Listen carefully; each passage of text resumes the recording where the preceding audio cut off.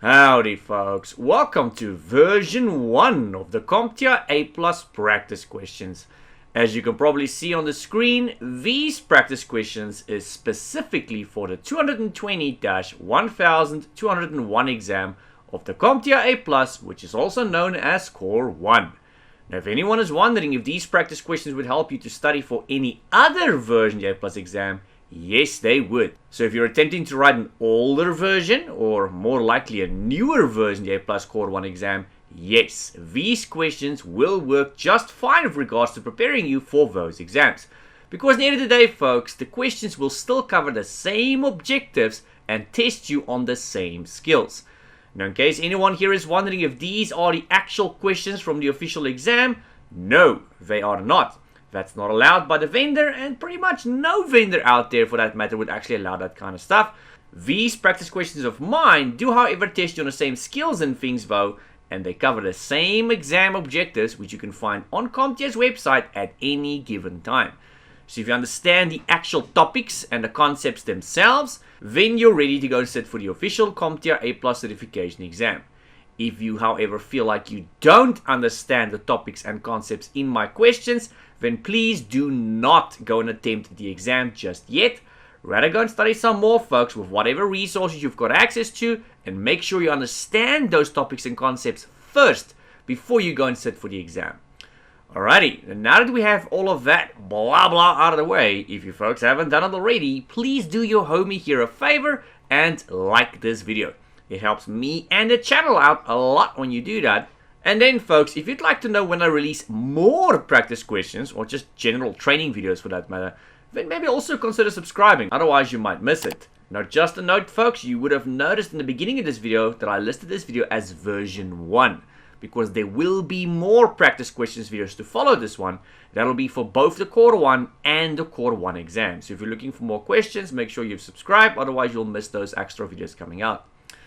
Alright folks, let's start with question 1. User 1 complains they don't have internet access and that it was working fine the day before.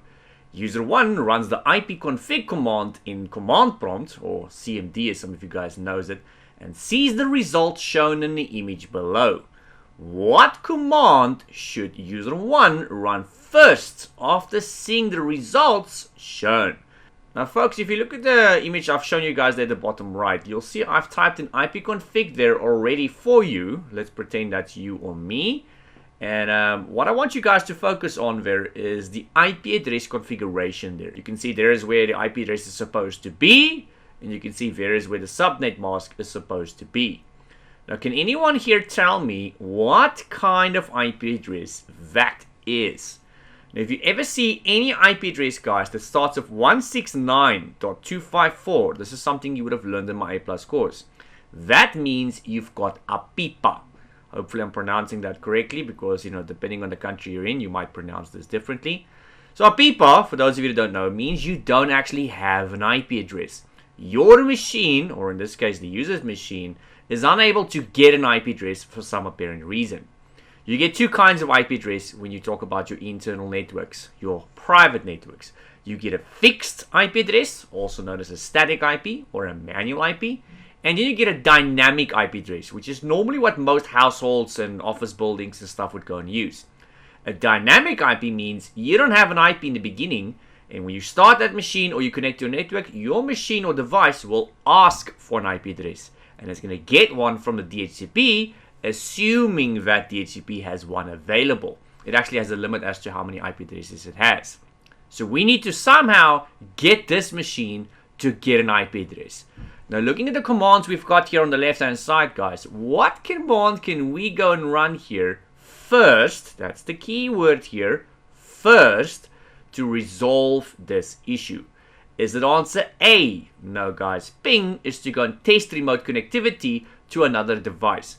So this could be a laptop, a desktop, a server, or whatever. As long as you can go and connect it to a network, and as long as it's got an IP address and some sort of network configuration, you can go and test connectivity to that device. So the way we do that is normally to go into command prompt, type the word ping, literally as you see it there in the answer, followed by space, and then followed by the IP address or the name of a device in question or the website in question, because you can actually use this to test connectivity to websites as well. What it will then do is it's going to send 4 packets of data, very small packets of data, to the remote destination. And if your configuration is correct and if connection is established and all of that, the 4 packets of data would reply. So what we want to see is we want to see 4 replies, and they need to be quick. If you don't see 4 replies and you see no reply, that means something is wrong. Cable is unplugged, Wi-Fi is disconnected, or your configuration is incorrect. If you do, however, see replies, but let's say you only see 3 out of 4, that means your configuration is correct, but you've got some sort of issue on the line. This could be some sort of interference, perhaps. If you see replies, but you see they're very slow, let's say your latency is double digits or triple digits for that matter, that means this destination is very far away, or something else is wrong. Normally we want to see single digits in the terms of latency. Either way, ping is to test connectivity, guys. Here it's not going to resolve the issue here of us not having an IP address. Now if you guys look at answer B there, all 4 of these answers, by the way, are legitimate commands. Just in case you're wondering, they're not fake commands, they are legitimate command prompt commands. Now answer B there, ipconfig/release. That, guys, is to release a dynamic IP address if you have one that has expired. So it only works if you've got a dynamic IP address, not if you've got a fixed IP address. So if you or the user have an IP address that has expired, because normally they only last for about 24 hours on average, could be longer, could be shorter, depends on what you've specified in the DHCP. On average, it'll be about 24 hours. So if you or this person has had an IP address for about 24 hours and it has expired, it will cease to function. So if you go check if you've got an IP, you will see you do indeed have an IP address, but it won't work. If you try and load any page or do anything online for that matter, it won't work because the IP address has expired. Now there's multiple ways you can solve that problem, funny enough. So one of them would be to restart the machine. I kid you not. That famous IT joke where we say, have you tried turning it off and on again? It's funny because it's true. It legitimately does solve a lot of issues. One thing your machine does when you turn it off and on is when you turn it off, it releases the old IP address. And when you turn the machine back on, it asks for a new one, or it renews the old one, which means your machine would work again with that old IP address or whatever new IP address it has just obtained. Alternatively, folks, you can just plug out the network cable and plug it back in. It's kind of the same thing. Or disconnect from the Wi-Fi and reconnect to the Wi-Fi. We don't normally do it that way, though. Normally we just restart, we run this command. Now, if you're unable to restart this machine for whatever reason, I know sometimes we've got reasons, something else you or the user can go and do is you can go and run a command. That would be to go and run the release command, which releases the old IP. It's kind of like turning your machine off. And then you follow up with running the renew command. So you'd see answer C there is the renew command. So after you've released the IP address, which is the same as turning your machine off, you follow up with a second command, which is the ipconfig/renew command, and that will ask for a new IP address or renew your old IP address, which is effectively the same as turning your machine back on. So some of you guys might actually know by now what the answer here is, because I've actually given you the answer. Depends on whether you guys paid attention or not, but we'll get to that in just a moment. Looking at answer D there, guys, that's not the answer. ipconfig/DNS is a legitimate command, but it's got nothing to do with what we see here. The flush DNS command, folks, is to go and erase your DNS cache. Think of that as your computer's short-term memory in terms of what websites and stuff it has visited recently. So we're not going to cover that right now. It's got nothing to do with this particular question. So your answer here, folks, is going to be between B and C. Now, normally, if you have an IP address that has expired, you would first start with the release command, ipconfig/release, and then you would follow up with the ipconfig renew. Now, what does the release command do? It releases your old IP address. Renew asks for a new one. So release, a lot of you guys might think the answer is release here because I said that's what you're going to run first normally. But if you said release, you would actually be wrong. If you look at the exhibit I've shown you guys at the bottom right, guys, it shows the current IP address there is 169.254.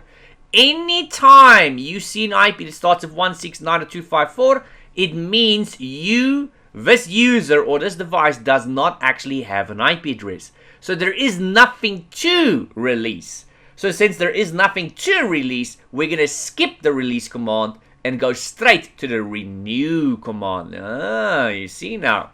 So hopefully you guys paid attention. So if we saw any other IP address there, a legitimate IP address like 192.168 or 172.16 or 10. something, those would be legitimate private IP addresses. Then yes, we would probably have to go and run the release command first. But since we don't have an IP address because we've got what we call a pipa there, we are going to skip the release, folks, and we're going to go straight to the renew command. So our answer here, guys, is answer C, renew. Now, I apologize for this question taking so long to explain, guys. Not all of them will take this long to explain. Most of them will be quick. Some of them will be long. So it depends on what the topic is all about. Moving on to question 2.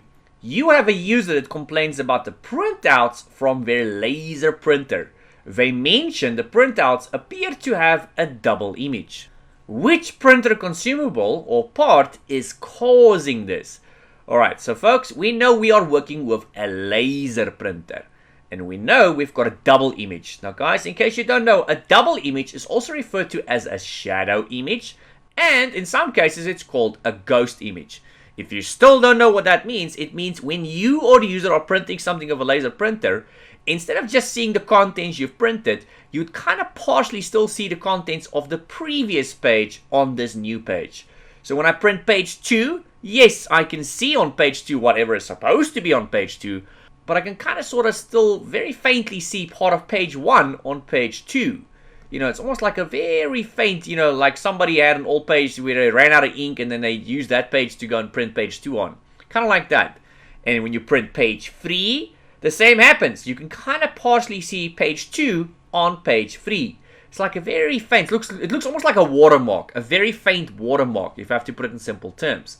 Now, that, guys, is called a ghost image, it's called a shadow image, or a double image. It's got many names. I'm mentioning all of them because CompTIA likes to ask any willy-nilly one of these in the exam, so just in case they ask you the other ones, now you know. So what part causes this, though? What consumable or part in a laser printer can possibly cause that, guys? Is it the ink cartridge? No.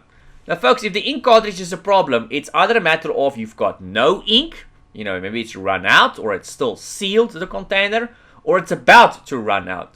So if you've got no ink at all, you'll just see nothing being printed. And if you're running out of ink, the ink will start getting more faint and more faint on the pages. But in this case, we are still seeing the actual page we want to print perfectly clear. It's the previous document that we printed we still kind of see very faintly on this document. So ink cartridge is not the issue here, guys. Is it a roller?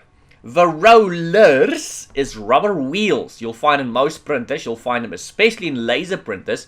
But you'll also find them in inkjet printers and a couple of other printers. Now these rubber wheels, guys, they move the papers where they need to go. So in the tray where you'll have your blank papers, there's going to be 2 rubber wheels pressing down on the papers, pulling it into the printer. And once this document or this paper gets into your printer, there's lots and lots of little rubber wheels inside that move this document where it needs to go.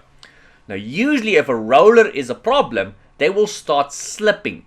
So they're made out of rubber, in case you guys don't know. And just like car tires, which are also made out of rubber, eventually over time, they start losing their grip. And you're going to have to do what? You will have to replace them to get new grip again. The rubber wheels work in the same manner. So they've got lots of grip in the beginning, but after a certain amount of pages, you know, just like when you drive a certain amount of miles or kilometers with your car, the tires get smooth and these rollers get smooth. They're going to start slipping, and when they start slipping, the paper will go and skew, which will cause a paper jam. So 9 out of 10 times when you get a paper jam in a printer, I can almost guarantee you it's got something to do with a roller being too smooth. So the answer here is not B, it is not A. Could it be answer C? The drum, folks, as you guys can see, there's a bit of a tube image. It's this tube. And how it works is it attracts the toner that's going to be applied to your document. The toner being the ink. Laser printers use a powder-based ink, in case you guys don't know. This drum gets magnetically charged. It attracts that ink to itself, forming the image that will be printed on that page of yours in the end of the day. So it's a bit of a tube, as you guys can see. It attracts the ink, and what's going to happen is this paper will roll around that drum, and as this happens, the fuser unit will fuse that ink to the paper. That's why you'll find these papers are always warm after they come out of a laser printer. So now we kind of explained what the fuser unit there is as well. But before we go any further, guys, there is another image of a drum for you guys. You can see that's the actual drum. It's actually quite expensive to go and replace these. Luckily, they last very long, but yeah, they are quite expensive. So in terms of what the answer here, folks, is, it is the drum. The answer is the drum. If you're wondering why that is the answer, because, guys, the drum, it attracts the ink to itself, magnetically, and it applies it to the paper. Now what happens is, and a lot of people don't actually notice, is this drum cleans itself after every page. So if your printer is able to go and print, let's say, 70 pages a minute, it cleans itself 70 times a minute. So any residual ink, powder-based ink that might still be left on the drum from the previous image, it cleans that off so that when it starts with a new page, it's a new fresh image. It's not going to have any residual ink from the previous image. Now, when you start seeing what we call a double image, that means your drum is no longer cleaning itself properly. There is still some residual ink left on it from the previous image. And when you print the new document, yes, you'll see the new document, but you'll also still very faintly see the previous document on that new document. That's because the drum did not clean itself properly. Alright, folks, let's move on to the next one. Question 3. Which of the following wireless standards is only capable of 5 GHz frequency? Alright, so I've got 4 standards there for you guys, and before someone goes and says in the comment section down below, hey, I know you get AC, and hey, I know you get AX. Yes, we're well aware, but we don't exactly need to know those for the A+ exam. So for the A+ exam, guys, these 4 standards in front of you, you need to know them. You need to know what they're used for. You need to know at what frequencies they run at, preferably their maximum distances, what may or may not cause interference with them. You'd be very wise to familiarize yourself with these standards, guys. The other 2 standards that I've mentioned, which ends with AX and AC, those ones you need to know only for the N+ exam, not for the A+ exam. For A+, this is good enough. Now, out of these standards in front of us, guys, which one runs only on the 5 GHz standard? So, is it the first one? A. So, as soon as we see something start of 802, guys, that tells us it's a network. And then if there's a .11 behind it, that tells us it's a wireless network. If it was something else, it probably would have been a cable. But the fact that it's a .11 tells us we're dealing with wireless networks. And the letter behind the 11, that tells us what standard this is, what frequency it runs at, its maximum speed. That's something else you need to know, by the way. So the first one, it runs only at 5 GHz. So yeah, that is the answer, by the way. But we'll get to that in a moment. The second one, 802.11b, it runs only at 2.4 GHz. The third one, 802.11g, it runs also only at 2.4 GHz. And then the last one there, folks, 802.11n. This one runs actually at both 2.4 and 5. So you can go and choose if you want to run it both at the same time or the one or the other. So it does give you the option to go and choose between those. The N standard here, folks, is normally used over long distances. It's a long range, line of sight wireless communication. So if I have an office building in one location and another one that's not too far away, you can go and link these 2 buildings wirelessly with one another by putting dishes up on the roofs that point towards one another. And that's going to give you speeds of up to 600 megabits per second, if not more. The other ones that we've got listed there, all 3 of them do not need line of sight. All 3 of them are, unfortunately, quite short in distance though. So A and G, that's what you'll normally find inside a normal access point router. So if you've got a router in your home or your office, or an access point for that matter, these will normally broadcast in A and G. G being the more common one out of the 2. So most access points and routers will broadcast on the G standard. And if that's not available for whatever reason, maybe because there's a conflict or something on the network, then we would normally go and choose A. B, that's only a very short range, so you'll find phones and stuff using the B standard and whatnot. It normally has a very short distance, unfortunately. Anyway, folks, the answer here is A, since it's the only one that can run at 5 gigahertz. You need to make sure to remember that. There's going to be multiple questions about this in your exam. Most of them will be theory-wise, but there are some of them that are performance-based wise. So if you know what a performance-based question is, we normally call those PBQ for short. And in the exam, there are PBQs that involve you knowing your standards. So if you don't know your standards, you will not be able to, solve those PBQs in the exam. So make sure you know your standards. Question 4, folks. You have been tasked to set up a device with 2-factor authentication. Which of the following meets this requirement?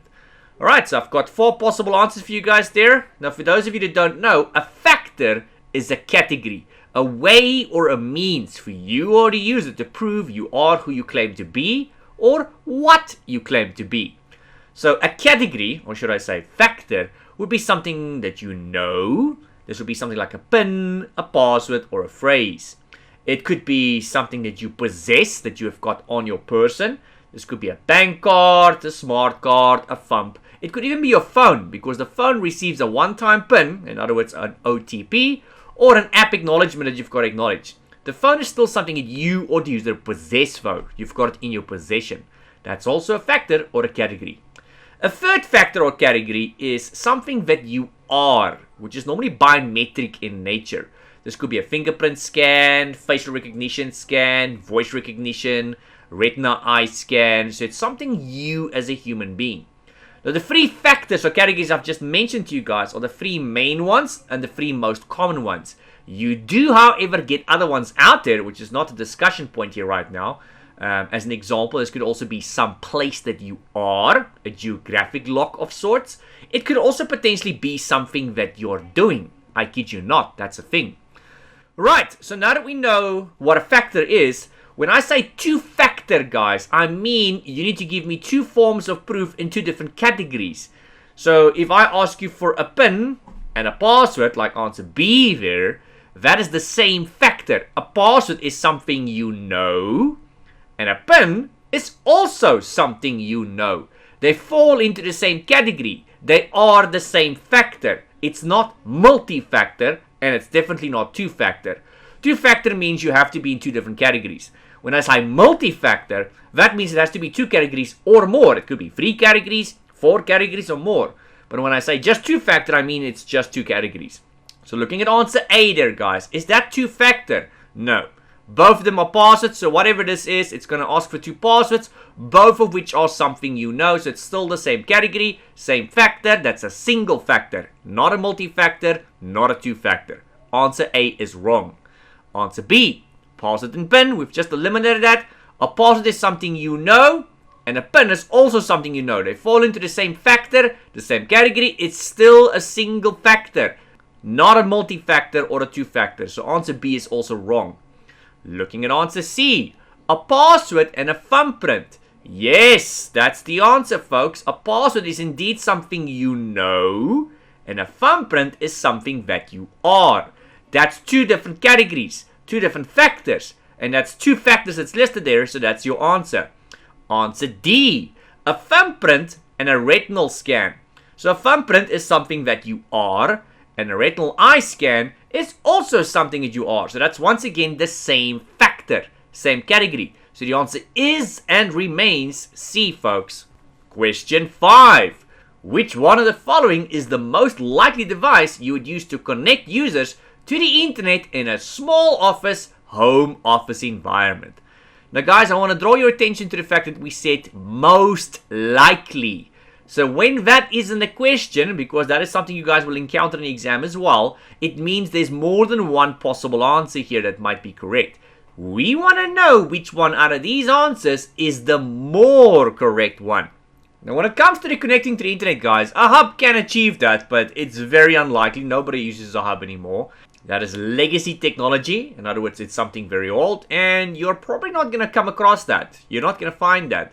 So it's more than likely not the answer. A switch is also something we use to connect to the internet. It is a device we may have to go through. We might not have to go through it. So maybe you're connected through a switch. Maybe not. It's a maybe.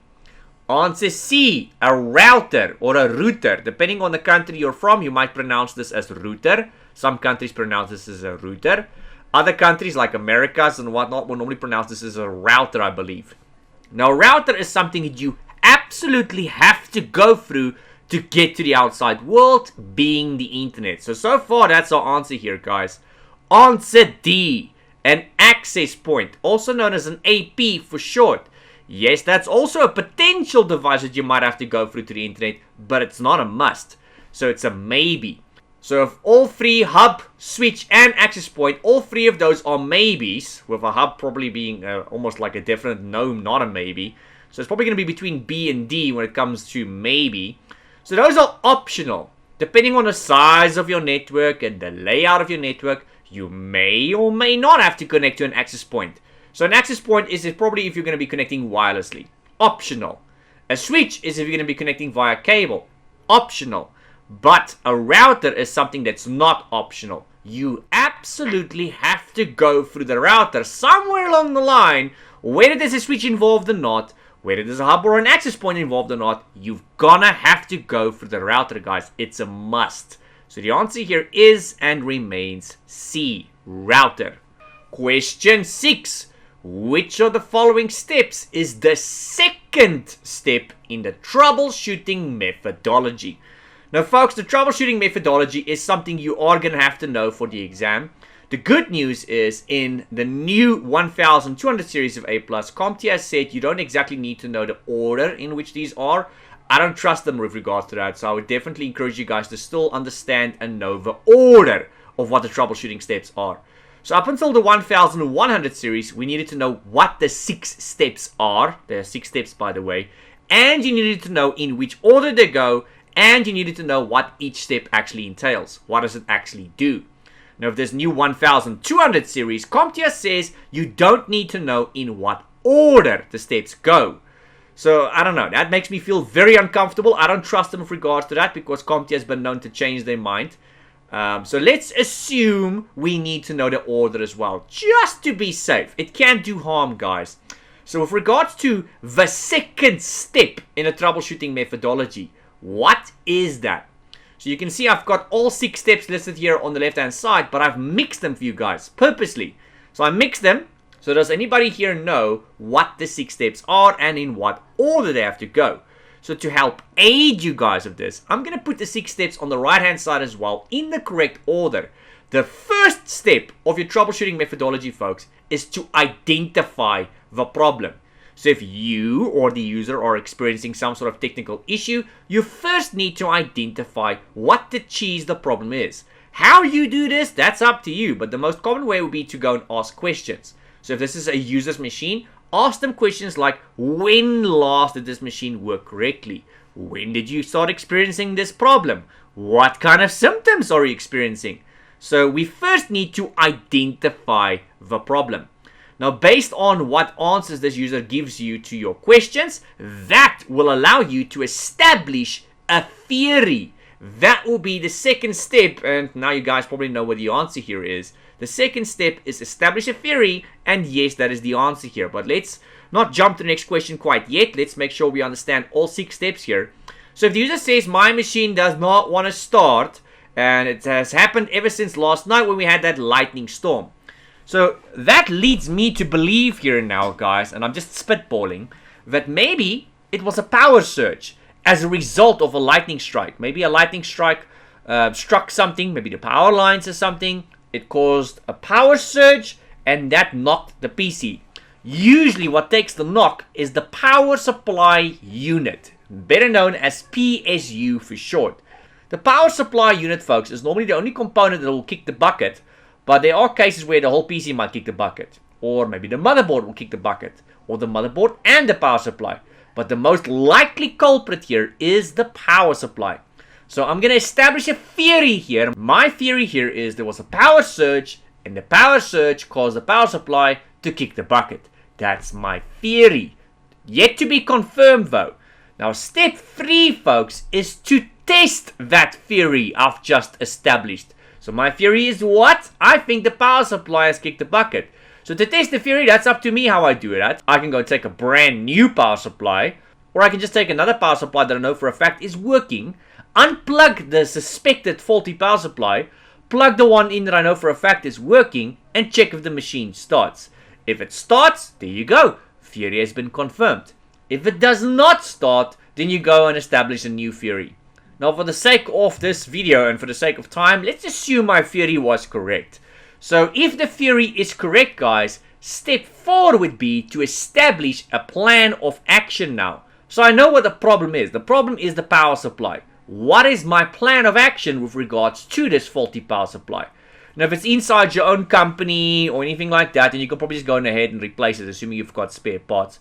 But if this is for a client or a customer or something, you might need to go and sit down with the customer or the client or phone them and tell them, hey, sir or ma'am, we've troubleshooted your PC. We now know what the problem is. It's your power supply. And then you would normally have to tell them whether the better course of action would be to replace or repair.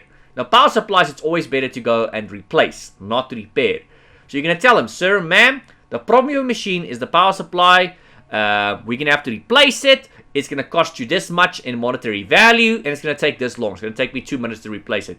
May I proceed? So you get their permission first to proceed. We don't just go and proceed because maybe they don't have the money for a new power supply just yet. They might ask for the machine back and bring it back next month. So you always ask the customer or the client or whoever their permission first, may I proceed to fix your machine?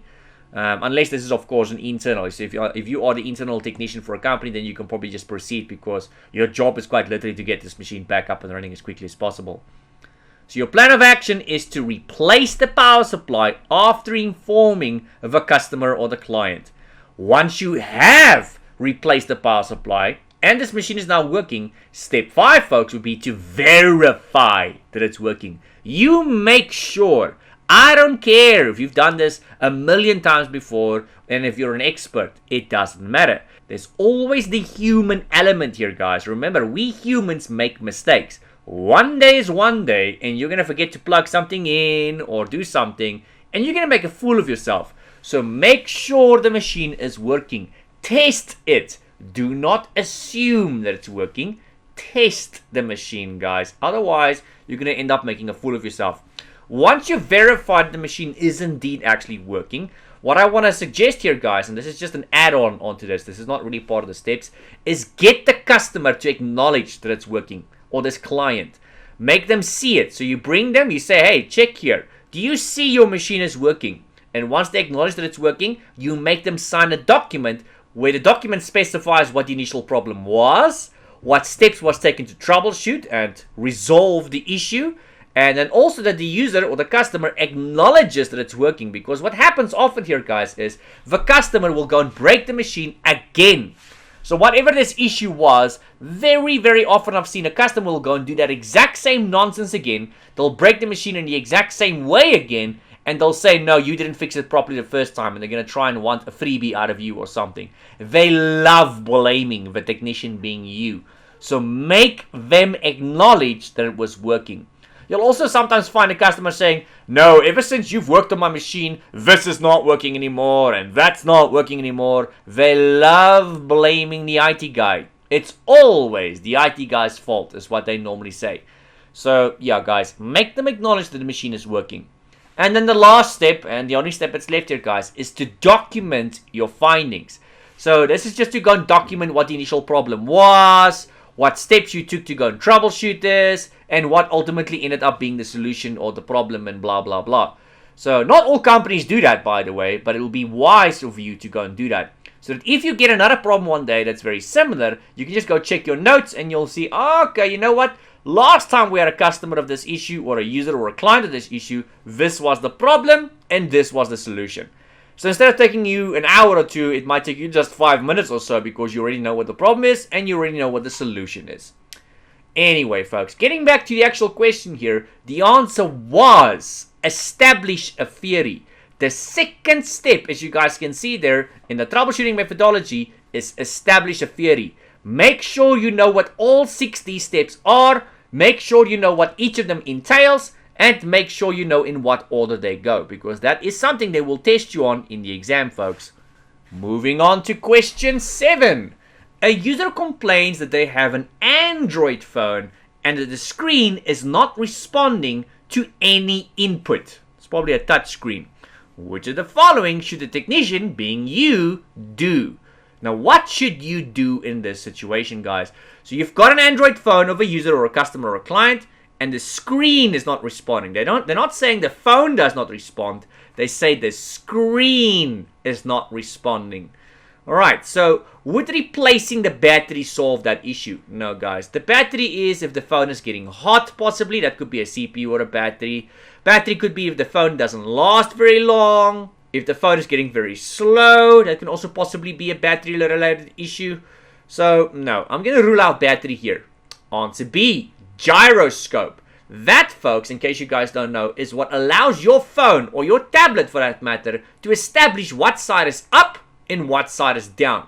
It's kind of like a little thing that senses gravity, for lack of a better description. So if you guys have got that auto-rotate turned on your phone, because I think on a lot of phones it's called auto-rotate, it's a gyroscope. So if you lie on your side on your bed and you're watching TikTok videos or whatever prevents the screen from turning is the auto-rotate. You're going to have to turn off auto-rotate. So if you want your screen to flip, if you flip the phone, that would be auto-rotate. It needs to be turned on. If you do not want the screen to rotate if you flip your phone, that is going to be a matter of you're going to have to turn off auto-rotate, which is your gyroscope. Nowhere here in this question do we say anything regarding a screen rotating. So it's nothing to do with that, guys. Answer C, replace the digitizer. Now, guys, if you don't know, the digitizer is the outermost layer of your phone screen. Most tablets and phones have got multiple layers in the screen. It might appear to you like it's one layer or one screen, but in reality, it's multiple layers, guys. Now, the outermost layer of your screen is called the digitizer. That is the layer that we use to detect the user's input, the user's sense. So it senses the user's touch. So when you touch the screen, the digitizer tells the phone or the tablet or whatever where you're touching and what you're doing. Whether you're zooming in, zooming out, pinching, that kinds of stuff. So far the answer here is C, guys, because the digitizer is faulty, then the phone would not respond. Because, well, the digitizer is what's used to sense touch from the user, input from the user. Let's first have a look at answer D, though. Answer D says replace the alternator. That's completely and totally unrelated to this question, guys. That's something I sucked out of my thumb. Alternator is something you'll normally find in a car or a vehicle of sorts. It's normally what generates a current that basically charges your battery. So it's got nothing to do with this question. So the answer here, folks, is and remains the digitizer. It's the outermost layer of your screen that's able to detect the touch from the user. And it's obviously faulty in this regard. Moving on. Question 8. Which of the following is most likely the cause for a PC to have an APIPA address? Now, once again, I don't know if I'm pronouncing that correctly or not, but as long as you guys know what I'm talking about, I think that's all that matters. Something you will notice is I highlighted the words most likely. I'm not going to be doing that in all the questions, but I'm trying to draw your attention to the fact that they will say things like that in the official exam. They love using the word most or least or things like that in the exam, and you'll find that in the exam, in the question, these words will normally be highlighted in bold and in capital letters. That, guys, is to draw attention to the fact that there might be more than one answer. There probably is more than one answer that is correct. They want to see if you know and you understand which one is more correct or better for that specific situation. In this situation, there might be more than one answer that's correct. There might not be.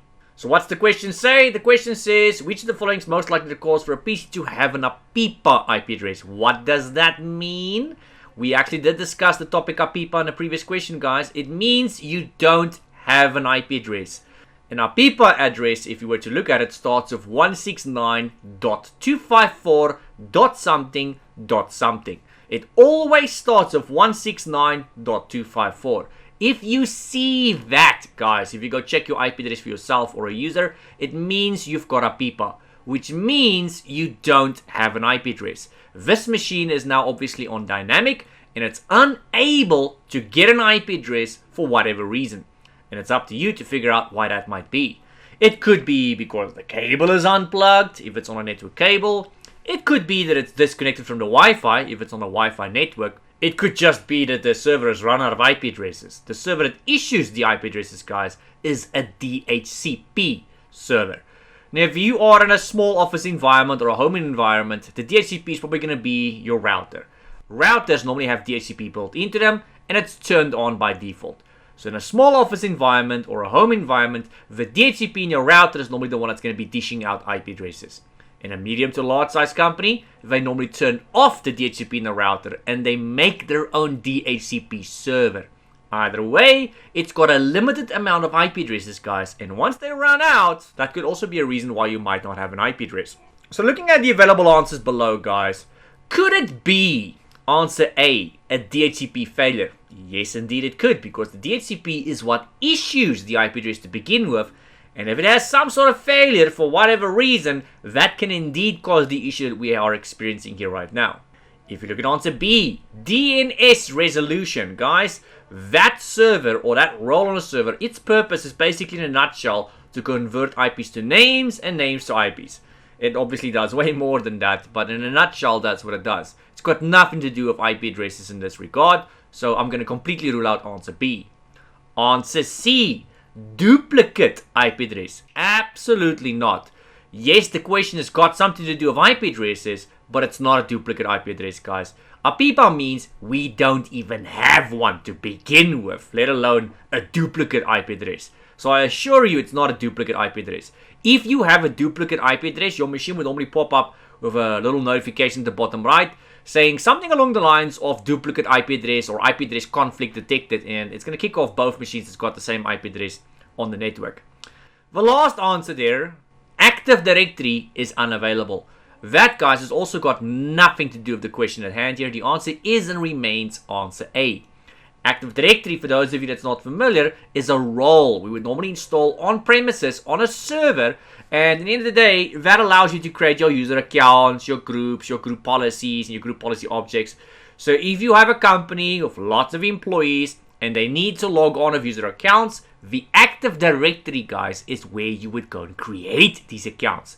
And that's where it's going to go and check if someone's password is indeed correct or incorrect, and where authentication is going to occur.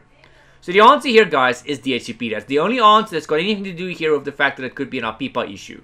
Question 9. User 1 is tasked with having to install additional RAM into a laptop. What type of RAM should be used? Alright, guys, so if we look at the 4 available answers there, the first one is ECC. That is actually short for Error Correcting Code. That is a function or a feature that you, for the most part, only get in server RAM chips. So right off the bat, I'm going to rule out answer A there. Now, funny enough, that's actually not just on server RAM chips anymore. You actually also get that function built into DDR5 RAM chips now. So if you go look at some of these new modern desktop PCs and stuff you get these days that use DDR5, DDR5 does actually have ECC also built into it. It's not nearly as good as the ones you would find on server, but you do get it in DDR5 as well. For the most part, ECC is something you'll only find in server RAM chips, guys. You'll find that server RAM chips normally cost a lot more money because they've got a lot more functions and features, one of which is ECC. It corrects errors in the RAM, and that's the whole idea behind that, is to prevent things like a blue screen of death and stuff. So that's generally why you won't see things like a blue screen of death taking place on a server, but you will see it taking place on a normal desktop or laptop.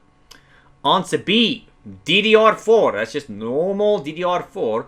That is something you'll go and install on a desktop PC, guys. If you look at answer C, SODIMM. SODIMM, guys, is RAM that is specifically installed into something like a laptop. And that is indeed the answer here. The answer is SODIMM. And in answer D, VRAM, which we know is not the answer, that is video RAM, guys. That is memory that is specifically built into something like your graphics card.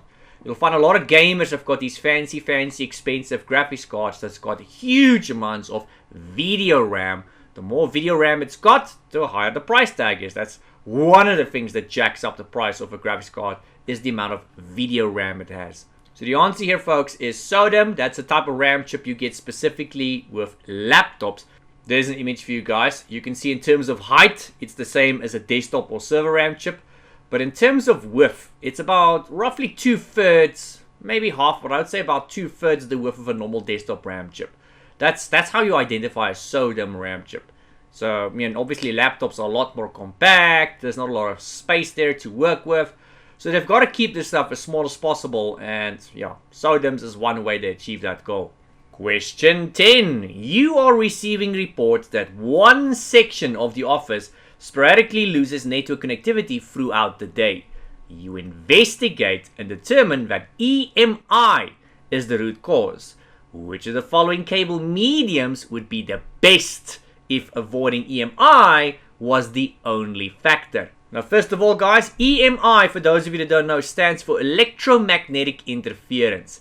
So if you have a network cable near a power cable, that would cause EMI, as an example. Power cables, especially those that's got huge amounts of amps and currents and stuff flowing through them, they give off EMI, a magnetic field around them.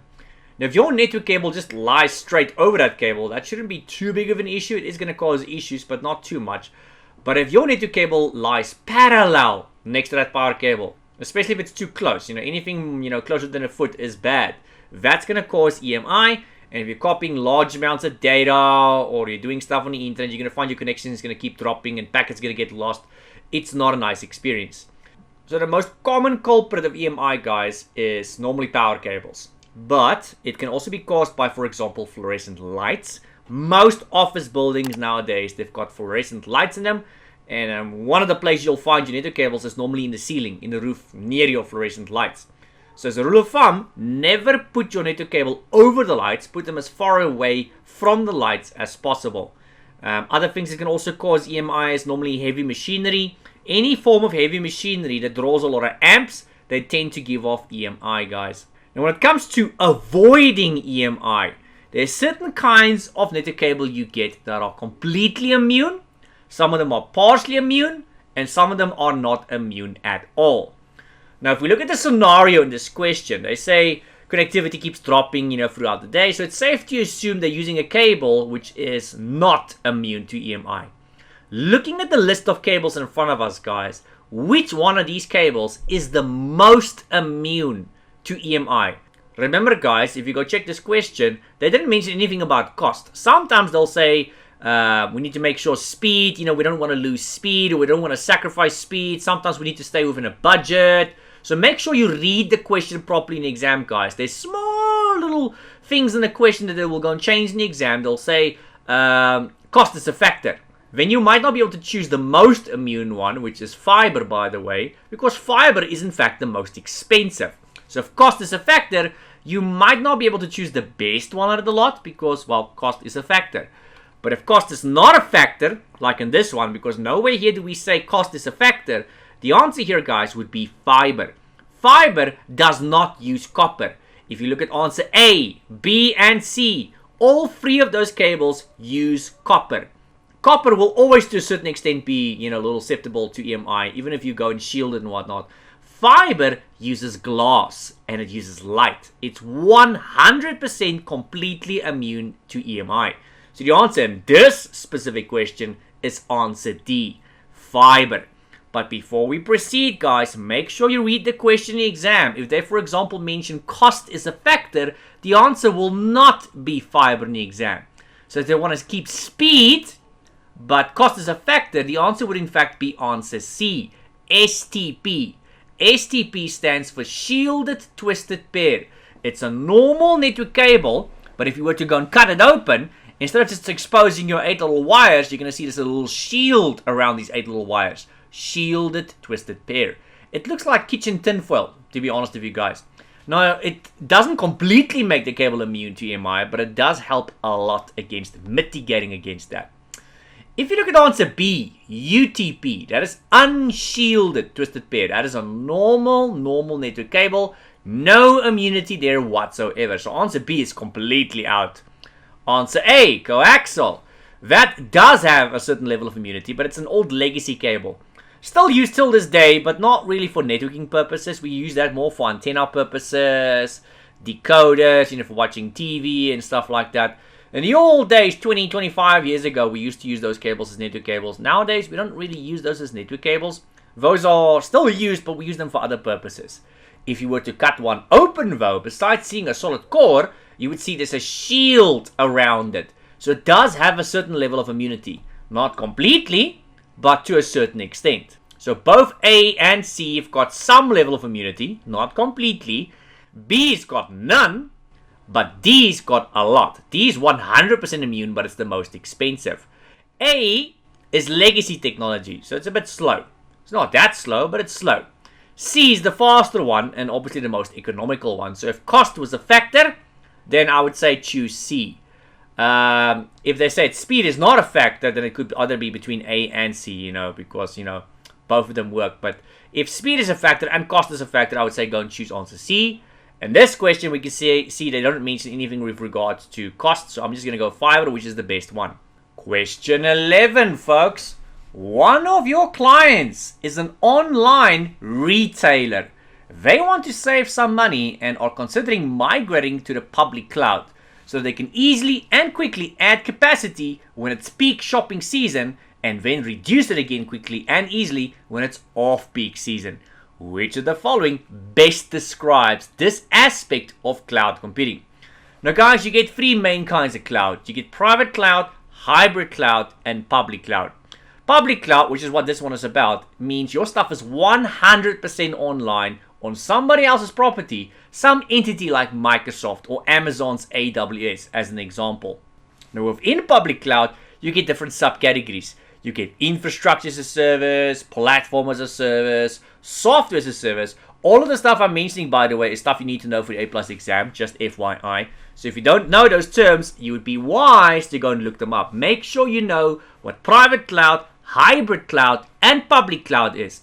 And within public cloud, make sure you know and understand what infrastructure as a service, platform as a service, and software as a service is. You need to know all three of these. You need to be able to give me examples of all three of these. Failing which, you will get those questions wrong in the exam. Not a situation you want to find yourself in, guys. Anyway, getting back to the question here. The public cloud, guys, gives us many benefits and features and stuff. And all four of those that's mentioned there are legitimate benefits you get in the cloud. But which one of those benefits or features gives you the ability to quickly go and add resources, or capacity as they say, and remove resources or capacity? That would not be high availability, guys. So the cloud, most forms of cloud, if you look at Microsoft, they give you like a 99.9% uptime guarantee. That means they've got double of everything, 2 or more of everything. So if the internet goes off, if a hard drive fails, a CPU fails, a power supply fails, a server fails, whatever, your resource will not become unavailable to you or your users or your customers or clients. It's always going to be available. So, but it's got nothing to do with adding capacity or removing capacity. So your answer is not A. Answer B, rapid elasticity. We call that the rubber band effect. So your cloud provider, like Microsoft, they've got the ability to go and add resources and remove resources for you very quickly and easily. And yes, that is indeed the answer here, guys. You can go and do it yourself if need be. So if you see, oh shucks, I need more RAM in my server that's in the cloud, you can nearly instantaneously add more RAM or add more storage or whatever it is you need, and you don't even have to turn your resources off to do so. If you see, okay, shucks, I don't need all that resources anymore, you can go and remove it again. And this can, of course, be done for you automatically in the cloud as well. So maybe this is 2 o'clock in the morning in your specific time zone, and now a whole bunch of people in a different time zone is jumping on your website, and your website can't cope with the load. Somebody needs to go and add more resources to your website so that it does not crash or become unavailable. Normally that would be you, but if it's 2 o'clock in the morning, you're most likely asleep. So the cloud provider, somebody like Microsoft, can automatically add that for you if need be. You can go and specify limits, of course, as to how much they're allowed to go and add in the sense of monetary value, resource value, if you really want to go and do that. Not something we're going to be too worried about right now. If you're wondering, why would someone want to go and reduce resources though? Because guys, in the cloud, you only pay for what you use. Unlike on premises where if you buy something, you're kind of stuck with it. In the cloud, if I add more RAM, as long as that server or website or whatever of mine has got more RAM, it's going to be costing me more per minute. And if you eventually don't need all that resources, you can go and reduce it a little bit, and it's going to cost you less per minute. Which is why, if you no longer need something, like an off-peak season, like the question says, you can go and reduce it, because it's going to cost you less. So it's pointless to have all that resources if you're not going to be using it, because you're going to be paying for it, but yet not using it. It's basically wasteful expenditure is what it is. So the answer is and remains answer B here, by the way. Just in case you're curious about the other answers. C, metered utilization, is something I actually did just explain. It's the concept of only paying for what you use in the cloud. And it's not just Microsoft. All the clouds are like that. If you go look at Amazon's AWS, Microsoft's Azure platform, they all have that thing called metered utilization. You only pay for what you use as long as you use it. If you don't use it, you can go and delete it or turn it off, which means you don't pay for it. Saves you money. The last answer there, guys, shared resources, also often referred to as resource pooling. I'm mentioning these terms because you never know, CompTIA might mention the other terms in the exam, and then you're not going to have a cooking clue what they're talking about. So shared resources is also called resource pooling. It means your stuff is on a server on the cloud provider side, but you're sharing that server.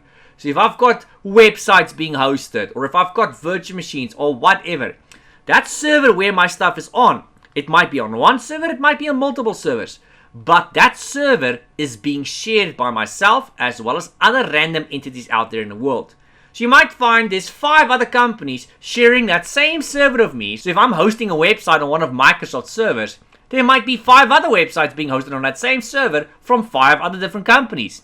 Now if you're concerned about, data leakage and stuff, I've never heard of a case of that happening. But if you are a paranoid person, you can of course go and throw some more money at the problem, and you can go get yourself a dedicated server. Not something we normally see people doing, because Microsoft and all of these big cloud entities, they've got massive budgets, they've got massive security, so I wouldn't worry about security from that aspect. But if you really are paranoid, like I said, if you're willing to throw enough money at the problem, you can go get yourself a dedicated server. Right folks, the answer is and remains answer B. Question 12. Which of the following are connectors for fiber cable? Now, most network cables, guys, only have like one connector type. So if you look at your normal network cable, like Cat5, Cat6, those ones, they all use just one connector, which is the same connector, and that would be an RJ45. Not the answer here, though. Fiber cable actually has many connectors. Only 3 of them are listed here between these 6 possible answers. And those 3 are the only 3 you need to know for A+ and for the A+ exam. Now, yes, there are other ones out there, like I just said. You don't need to know them for the A+ exam, but if you intend on doing something like the Network Plus exam, you absolutely need to know the other additional network connectors as well. They're not covered in the A+, they're not in the A+ exam. They are, however, covered in the N+ course, and they are asked about in the N+ exam. So anyone that wants to go and do N+ after A+, make sure you know the other connectors as well. Now, out of these ones on this list, guys, answer A is indeed fiber, answer D is fiber, and answer F is fiber. Answer B there, RJ45, is for normal network cables like Cat5, Cat6, those kinds of things. RJ11 being answer C there, that is for telephone cables, POTS lines, P-O-T-S, plain old telephone systems. So we use that on all telephone lines, and these old telephone lines, besides being called POTS lines, are also called Cat3, by the way. Yeah, who knew? B and C, guys, is a connector you would go and use on coaxial cables. One of the connectors, is actually multiple ones. So out of the 6 possible answers in front of us, guys, the fiber ones is LC, SC, and ST.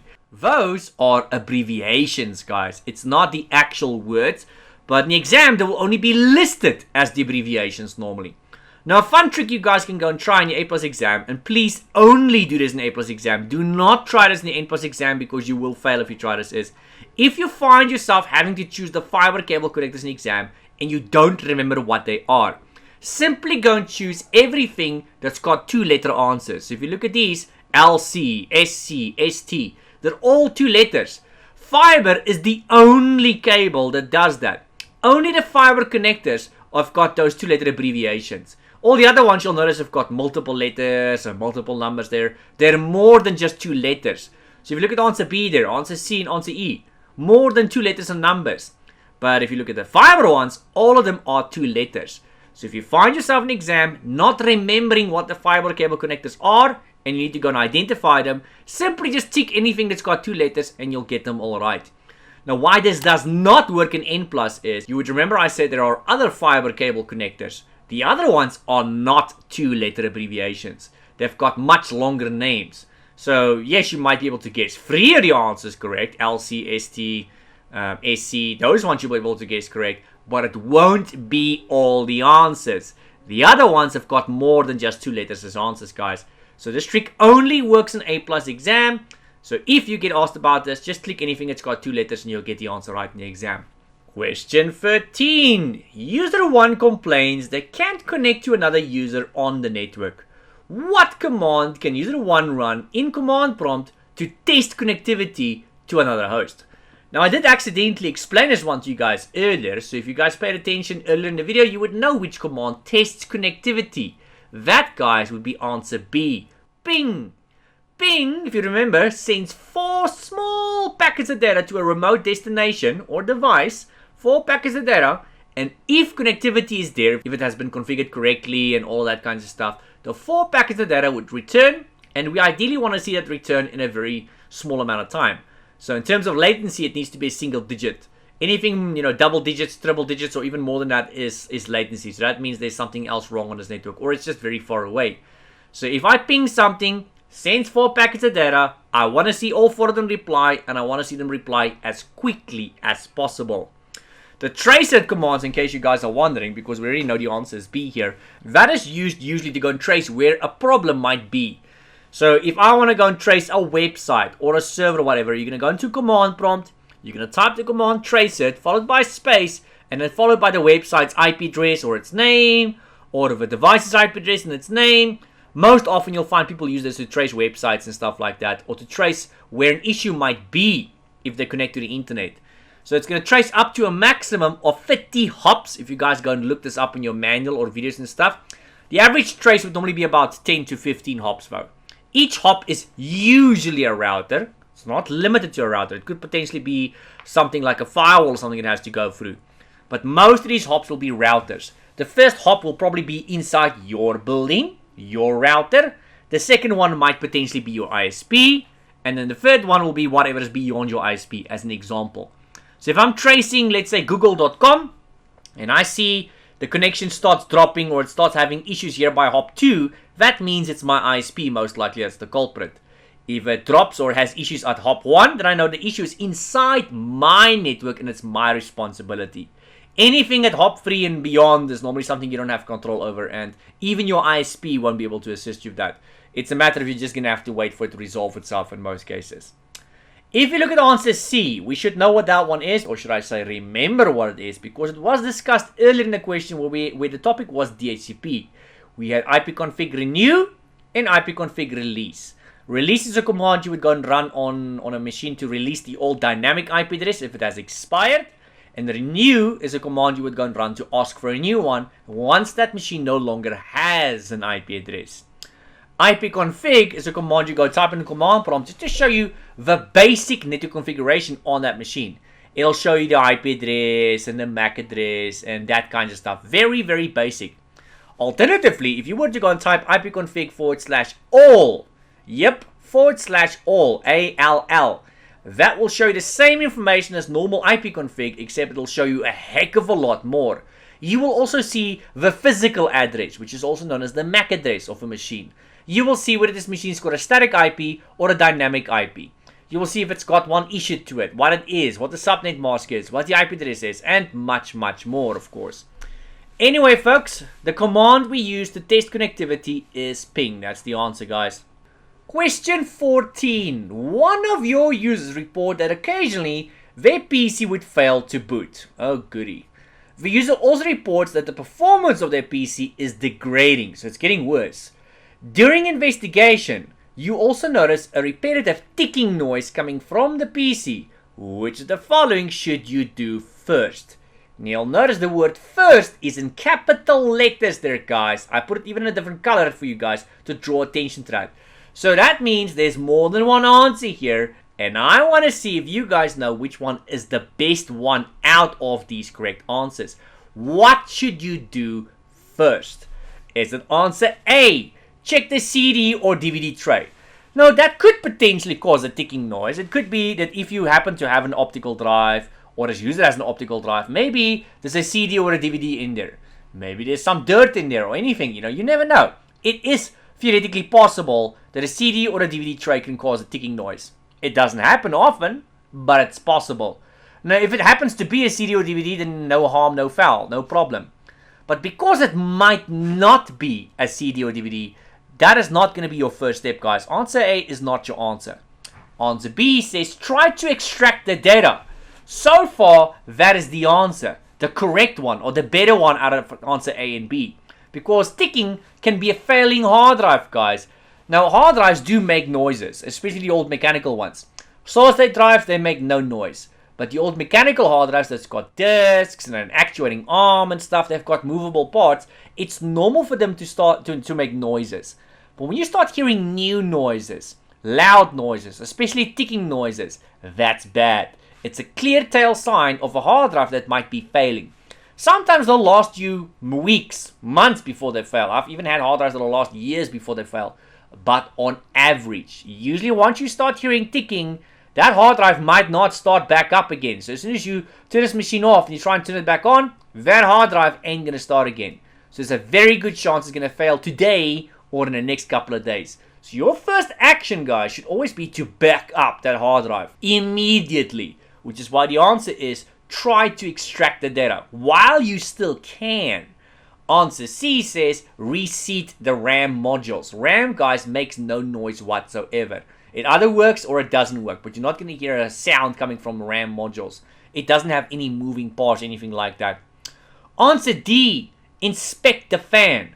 Now, just like answer A, it is possible that a fan can cause a ticking noise. It could be that maybe there's just a little wire inside the case. It might be partially going into the fan, and as this fan is spinning, it might be knocking onto this wire, making a ticking sound. It is possible, but in the event of the fan just hitting a wire, it cannot cause that much damage besides eventually breaking the cable or bending it and blah, blah, blah. So both A and D, yes, they can cause a ticking noise, but if it is A or D, it's not going to cause anything serious, so we're not going to be too concerned.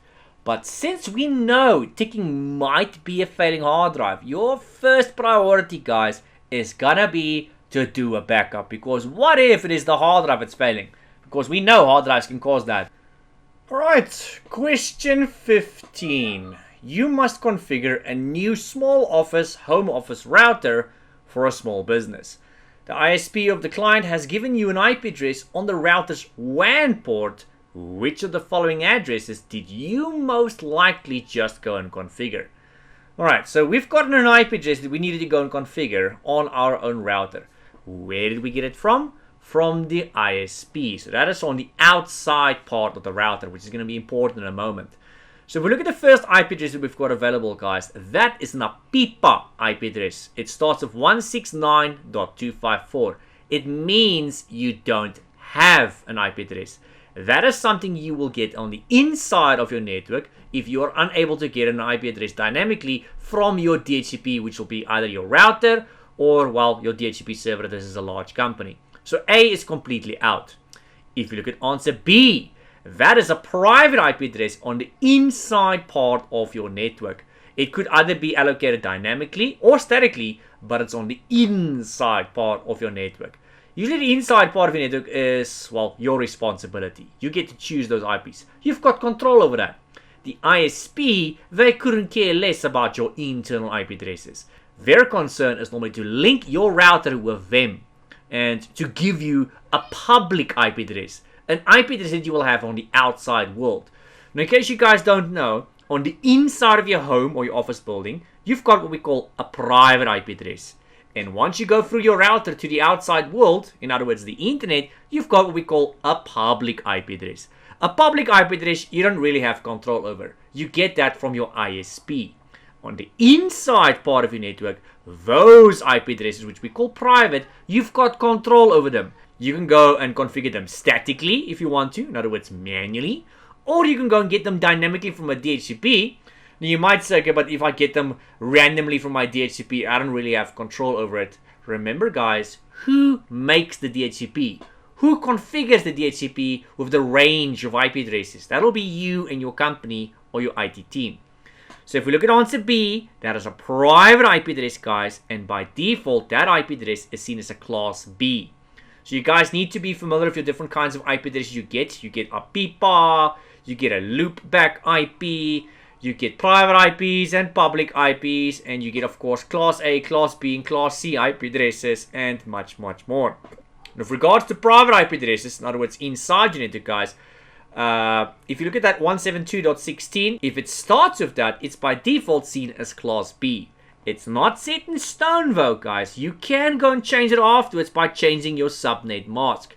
So the default subnet mask for that IP address will be 2255.0.0. So if you were to go and type that IP address in as is on your computer, and you go click on the subnet mask block, you'll see it's going to auto-populate it with a class B subnet mask, which is 2255.0.0 by default. You can go and change it afterwards. Now answer C, folks, that is a public IP address. That is the answer here. We'll get to that in just a second. Answer D is also a private IP address, but that is by default seen as class A. Now in terms of private IP addresses, guys, class C, which is the most common, will normally start at 192.168.0. Not set in stone though. That's just usually the default for class C. You can go and make it 172.16 if you want to, or 10. Something if you want to. Class C is just usually by default seen as 192.168.0. And if you were to go and type that into something like your computer, you'll see it's going to detect that by default as class C until you go and manually change it otherwise. Now we don't have a private class C IP address here, but I'm just pointing it out. If you see a 172.16 something something, that is also private but class B by default. And if you see 10. Something, that is also private but class A by default. The classes determine how big your network is, how many IPs you've got, how many times it's been subdivided, that kinds of stuff. So that will be discussed under subnetting and IP addresses and stuff like that if you guys are following my A+ and my N+ course. Now in terms of IP address that you would get from your ISP, that is normally an IP address that you would not recognize. So if you see in the exam any IP address that you do not recognize, that is probably a public IP address. And any IP address you get from your ISP will be a public IP address, something you use to access the outside world like the internet. Now out of these IP addresses, the only one we do not recognize is answer C. That's a foreign random IP address, which means it's a public IP address, which means that's the one you would have gotten from your ISP. If you're curious about a loopback IP, that would normally start at 127.0.0.1. So you can see it's got a fixed IP address. A PIPA, we know that's always 169.254.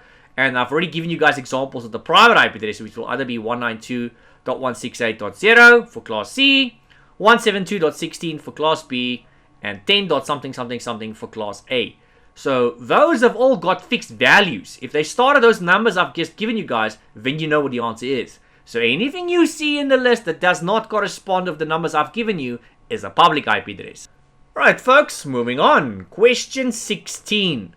What is the maximum distance a network cable, in this case Cat6, can go without being repeated? Now these network cables, guys, they've got a maximum distance they can go before they start losing their signal. You know, they have to be repeated. You've got to plug them into something like another switch or a repeater, just to kind of boost the signal again so it can go another X amount of distance. Now what is the maximum distance according to the A+ manuals, according to the A+ slides, the A+ course, and the A+ exam? According to CompTIA, the maximum distance a network cable can go is 100 meters if we're talking about Cat5, Cat6, Cat5e, and Cat6a. All of those cables can go a maximum of 100 meters if we're using the metric system. So if you're using the non-metric system, you can see there that'll be approximately 328 feet, guys. Now that is the answer in the exam, but in real life, folks, I can tell you now, you will not get that. So if we're using the metric system in real life, you'll get approximately probably about 80 to 90 meters. Best case scenario, 95 meters. In real life, you know, it depends on the quality of your cable, if it's solid copper or flexi copper, It depends on outside variables like if there's EMI influence, all kinds of things like that. But you will not get 100 meters. If you go make a cable 100 meters right now, I can tell you now, it won't work. The cable will be dead. So there's a difference, guys, between book knowledge and real life. Unfortunately, the exam is based on book knowledge for the most part. But if you go and try this stuff in real life, you'll see 100 meters will not actually work in real life. Realistically, in real life, you'll have to make this 80 to 90 meters. But for your exam, I want you guys to choose 100 meters. Even though that's technically the incorrect answer, that is the correct answer according to CompTIA. So we're going according to what the stupid manual says, in other words. Moving on to question 17, folks. Frankie is building a computer for a client. What can Frankie do or use to prevent ESD? Now, if you don't remember or if you don't know, ESD is electrostatic discharge. If you still don't know what I'm talking about, the human body, guys, has got enough static electricity in it to blow circuitry like circuit boards, like your motherboard, RAM chips, graphics cards, things like that. Scary thought, right? So even though these circuit boards are not plugged in, by just picking them up and touching them, you can blow certain components on these boards. Now, the good news here is, in real life, that's no longer really the case. A lot of these circuit boards have become so robust nowadays, they're not as sensitive as they used to be. 15, 20 years ago, yes, if you touched one, you probably would have blown it. Nowadays, you can go so far as to lick one of these. You shouldn't do that, but you can almost go and lick one, and still nothing would happen. That is how robust and non-sensitive these boards and circuit boards have become these days. It's pretty impressive. Now, let's go according to the old ways, though. So in the old days, to prevent ESD from taking place, to prevent your human body from blowing something on these circuit boards, what could one do? Now, according to the courses, according to A+, and all that kind of stuff, there's one of two things you can go and do. You can either go and use an anti-static wrist strap, which is answer B there, so that is the answer here in this case, guys, or a rubber mat. So normally where you're going to be working on this machine, folks, underneath your feet, you're supposed to have a rubber mat. Underneath the PC on the table, you're also supposed to have a rubber mat. Both of these rubber mats are supposed to be grounded. And then on the PC where you're actually working, you can have that little strap you guys see there around your wrist. You can actually put it around your ankle too, doesn't really matter. And then you just go clip it onto something that's grounded. If you're going to be clipping it onto the table, which is also fine, it has to be a metal table. Wooden table is not going to work. Now, what most of us will do, because it's just shorter and easier, is we'll clip it onto the actual frame of the case of the PC on which we're working. Please do not clip it on the outside of the frame, guys. Even though it might feel like metal and sound like metal, it's not always conductive metal. So that might not work. You need to clip it onto the inside frame of your computer case. So in this image you guys can see in front of us, we have clipped it onto the inside frame of that computer case. That is a proper way to go and do it.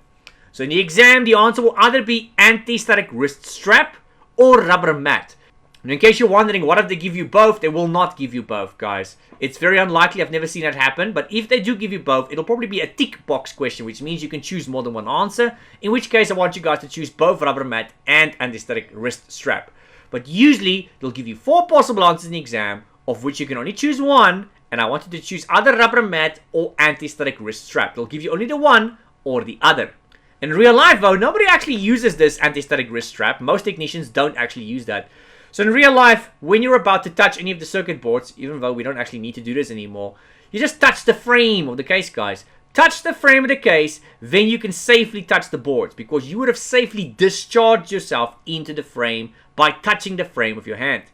Now, the downside about this is if you were to walk away from that computer case, just to go and pick up a screwdriver perhaps a couple of feet away, if you come back, you would have to repeat this procedure.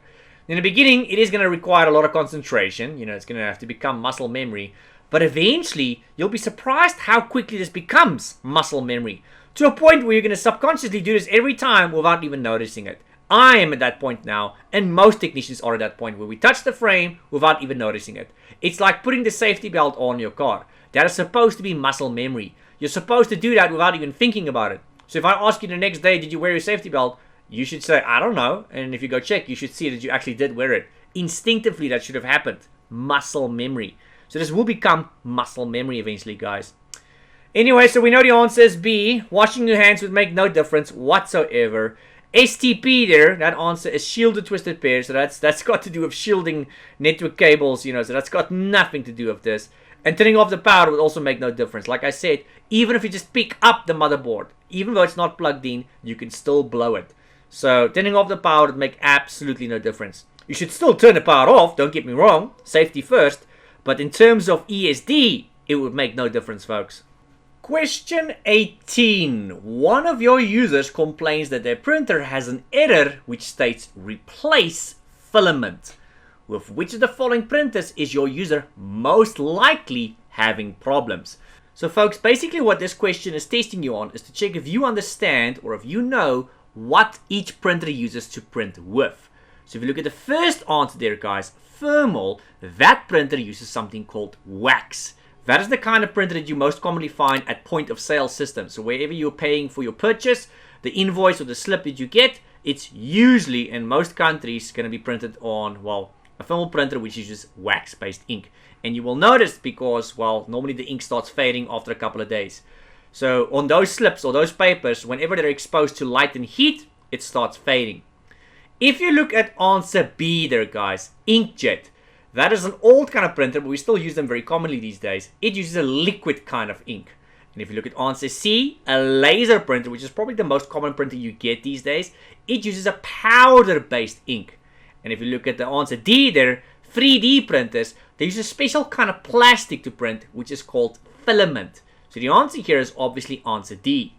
You do get other printers as well. You get an impact printer, which uses a ribbon. So an impact printer, you know, depending on the country you're in, you might find them in pharmacies and places like that, but most places don't really use these anymore. They're very old legacy printers. So they make a huge noise. They go kick, kick, kick, kick, kick, kick. And if you go look at what they use to print, it's a ribbon. It looks like a special kind of carbon paper. It's like a black purple kind of looking paper. And it's got pins inside this printer that strike this carbon paper. And it mimics that symbol that it strikes it with onto the other piece of paper. So you'll find that the ink on these papers always look like they're very faint, almost like it's out of ink. But in fact, it's just a matter of it's a pin, like the letter A, the letter B, the letter C. It's a pin shaped like that, striking that carbon paper, and then copying that symbol onto another blank piece of paper. So that's basically how that works. Question 19. Which of the following describes the operational difference between hubs and switches when transmitting data to a specific computer inside the network?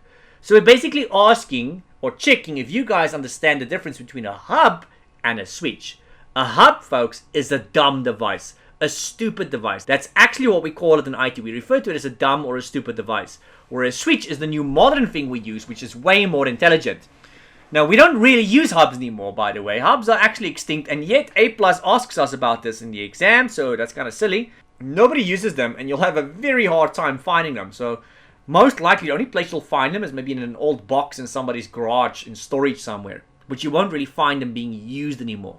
So if you have a bunch of computers connected in a network to a hub, if I send something to you on that network, that hub would send that item out to everybody on that network. So there's no privacy. So if this was your salary slip or your anything which is private, everybody would get that.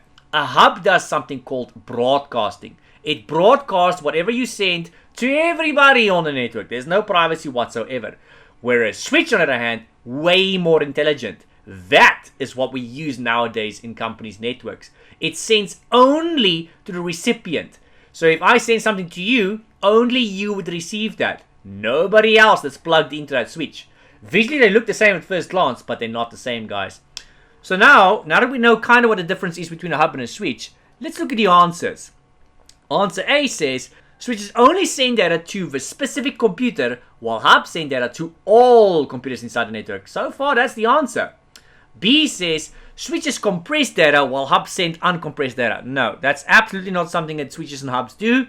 Their job is to distribute data on the network, not to go and compress and uncompress data. So B is completely out. C, switches receive data and route it to all computers inside the network, while hubs receive data and do not route. So no, switches and hubs don't route, guys. That's the purpose of a router. So neither switch or a hub does that. So C is completely out. Answer D, Switches scramble data while hubs send data in the original form. Nope, doesn't do that either. So it kind of sounds like encryption to a certain extent. So the answer is remains A, guys. A hub sends data to everything and everyone on the network. So stupid dumb device. Whereas switch specifically sends that information to a specific device only. Moving on to question 20, guys. You are troubleshooting a computer that is not completing post. So that is power on self-test. And it gets stuck at the manufacturer logo screen. All internal removable parts have been disconnected and only the bare minimum parts necessary to post were reconnected. However, the symptoms remain the same. Which of the following should you try next? Now, so this person has now removed everything that does not need to be plugged in. All the extra hard drives. You could actually even remove the main hard drive, mind you. Removing the main hard drive is not going to cause you to get any errors. It's just going to say no bootable device found. So even the hard drives has most likely been removed. Graphics card might be removed if this thing has got an internal onboard graphics card. Fans might have been removed. So there's literally just the motherboard, the CPU, the RAM, power supply, and that's about it. That's probably plugged into this machine. So what can we do to try and see what is causing this machine not to post? So power on self-test, guys, is when you press the power button, especially on desktop PCs, that first second or two you'll hear a short quick beep. That means everything is in a good working condition. If something is however wrong, missing or faulty, then you will get a BIOS beeping code of some kind. So it's not going to complete the post test. So that could be a result of certain parts being faulty, but only certain parts will give you a BIOS beeping code. For example, if the power supply is faulty, then the PC does not have power, and if it does not have power, you cannot receive a BIOS beeping code. The machine won't start at all. If the motherboard is faulty, you also won't get a BIOS beeping code because the speaker is located on the motherboard, and if the motherboard's not working, then you won't get a code either. So BIOS beeping codes is something you'll receive, for example, for a faulty graphics card, faulty CPU, faulty RAM, that kind of stuff. So with that in mind now, is the answer A, remove and test the power supply? No. If the power supply was faulty, the machine just wouldn't have started at all. You wouldn't even see the manufacturer logo, so A is completely out. It either starts or it does not start. Answer B, test the RAM in different slots, one at a time. That is a possible answer because RAM is in fact a component that can cause your machine not to post completely. It is a plausible answer. Answer C, replace the motherboard. Now if the motherboard was faulty, the machine would not start, you would not get a BIOS beeping code, and you would definitely not get to a point where you can see the manufacturer logo on the screen. Absolutely not C either. Answer D, change the CMOS battery. That is a small little battery on the motherboard, in case you guys don't know. It's a coin cell battery, it's a flat little battery, and its purpose is literally just to keep track of the date and the time, the boot order, the BIOS password, and things like that. But should the battery be faulty, all that will happen is your machine just won't know in what order it needs to boot, so it's going to ask you. It won't know what date and time it is, and you won't have a BIOS password on the machine. But it will not give you a code, and it will not prevent your machine from starting up. Absolutely not. It's just going to ask you where it should start from, but it will still start at the very least. So the answer is and remains answer B in this scenario, folks.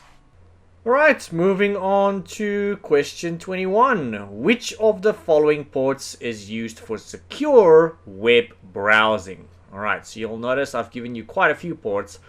I didn't want to make it just 4 because that's going to make it too easy. I should have actually added more than 6 now, come to think of it. So we want to do web browsing, but not just web browsing.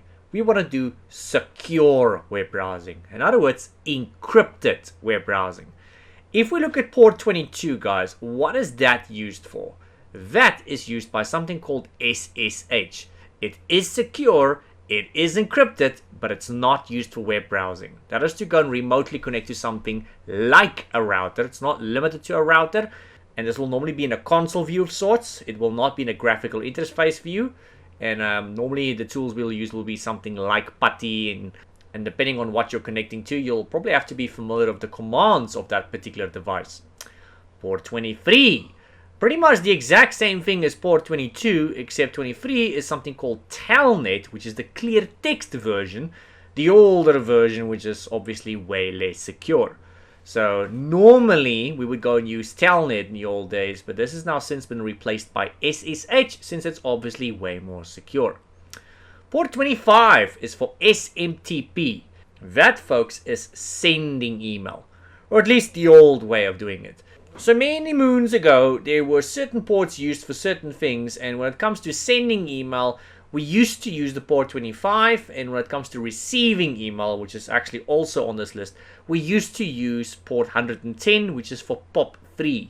So 110 is POP3, that's receiving email, at least the old way, and 25 is sending email, that's at least the old way.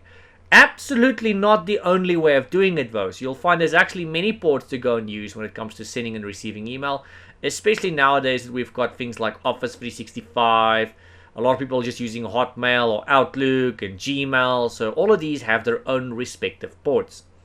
If we look at port 80 there on the D, that is normal clear text web browsing, folks, HTTP. And if we look at the last one, answer F, 443, that is encrypted web browsing, HTTPS, which is indeed the answer we're looking for. Moving on to question 22. Your technician is concerned that the Wi-Fi network is being utilized by unauthorized users. Which of the following would minimize unauthorized use? Now you guys would notice I said minimize, not stop, because you will never be able to stop a threat actor. A threat actor is a fancy term we use for, well, a hacker or a bad guy in IT. So you'll never be able to stop them. We just want to minimize it. Make it so darn gosh inconvenient to the point where they'll hopefully not do it or, well, hopefully struggle their butts off. So we want to mitigate. We want to discourage bad behavior. Now, when it comes to blocking people or kind of discouraging them from connecting to our Wi-Fi, you know, these unauthorized people, can we go and change the SSID? If you don't know what that is, guys, that is the name of your wireless network. Changing the name would make absolutely no difference. They can still go and connect to it because obviously they'll see, oh, okay, the name has just changed. But they can still go and connect to it just like normal. A makes no difference. Answer B, using a MAC filter. Now, a MAC filter, guys, is a filter for your MAC addresses. MAC address is also known as a physical address. Every and any device that can go and connect to a network, whether it be laptop, desktop, tablet, phone, printer, scanner, firewall, you name it, every device has an IP address and a MAC address. Now, by creating a MAC filter, folks, you can basically go and create a blacklist and a whitelist of which devices are allowed to connect and which ones are not. Now, unlike an IP address, which you can just go and willy-nilly change, MAC addresses is quite a mission of note to go and change. According to CompTIA and a lot of manuals, this can't be changed, but I can tell you guys that's nonsense. You can go and change it. It's just a huge mission of note, which is why we say minimize unauthorized use, not stop unauthorized use. So by putting a MAC filter, you're really going to make it difficult for people to go and connect to your network unless they are in your pre-approved whitelist. So any devices of any people that are allowed to go and connect, you simply just go and take those MAC addresses and you put it in your MAC filter as allowed. And anything else that wants to go and connect to your network, you put that, well, you just don't put it in a list, quite frankly. If it's not in a list, it won't be allowed. As simple as that. So the answer here is in fact MAC filter, guys. If we look at answer C, changing the IP address. Changing the IP address of what? The router or the access point? That'll make no difference. So for us administrators that needs to go and log into this device, that's just going to throw us off our game a little bit because now I need to go and figure out first what the IP address is. But once I get it, which is very easy to get, by the way, it's as simple as typing the IP address in and then there I go. I'll be able to log back in. So that's just going to make no difference in the sense of unauthorized users trying to connect to your network because all they need is the SSID. Just going to go and run a scan. They're going to see the new SSID, assuming you've changed it now. And just click on it, they log in, and there you go. There might be a password, there might not be a password. So changing the password, now that might work, depending on which password we're changing. So we're going to go and change the actual admin password. That's not going to make much of a difference. It's going to make it more secure so people can't log into the actual router or access point perhaps and go and fiddle the settings. But when it comes to just connecting to the Wi-Fi itself, changing the password is not going to make that big of a difference. It's surprisingly very easy to go and crack a password. So a MAC filter is the better one. So if I had to go and choose between a MAC filter and changing the password, MAC filter would be the more secure one.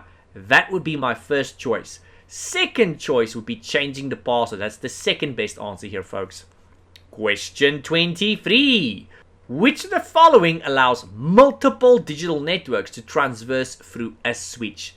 So basically what we're saying here, guys, is if I want to have additional extra networks inside my building or the building of my client or whatever, instead of me installing additional switches and additional network cables and all that, is there another way around that? Yes, there is.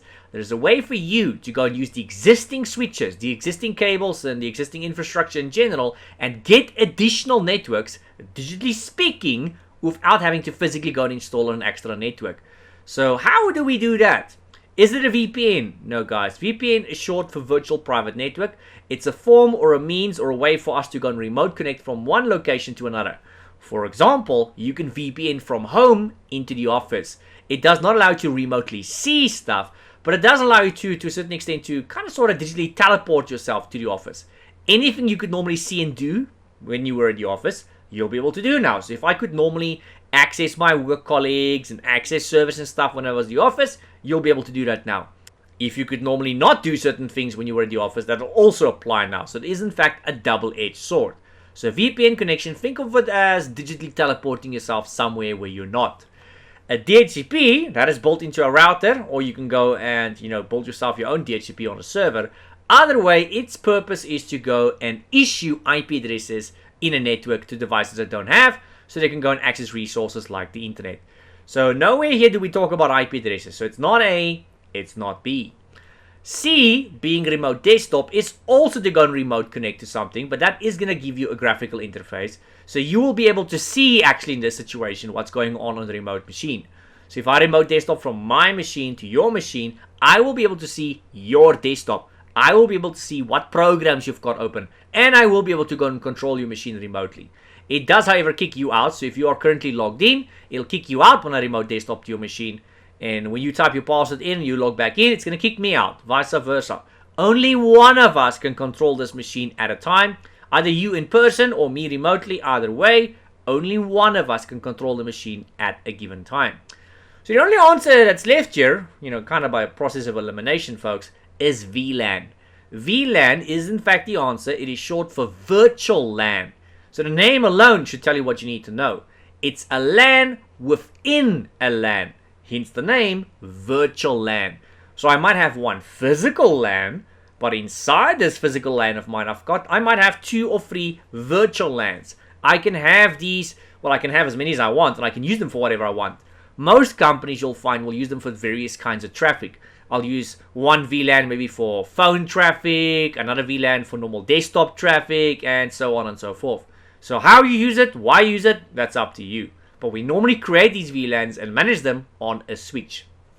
Question 24. Which of the following services provides a device with an IP address? So looking at the 4 available answers here, folks, which one of these will provide a device with an IP address? Now, if you paid attention in the previous question, you might actually know what the answer is now. Is it DNS? No. DNS is normally a role you'll find on a server. Its purpose is basically, in a nutshell, to go and convert IPs to names and names to IPs. It's not the only thing it does, but that's one of the main things it does. It does something called name resolution.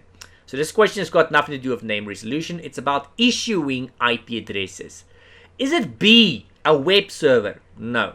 The purpose of a web server, whether it be on premises or in a cloud, is to host a website for you or somebody.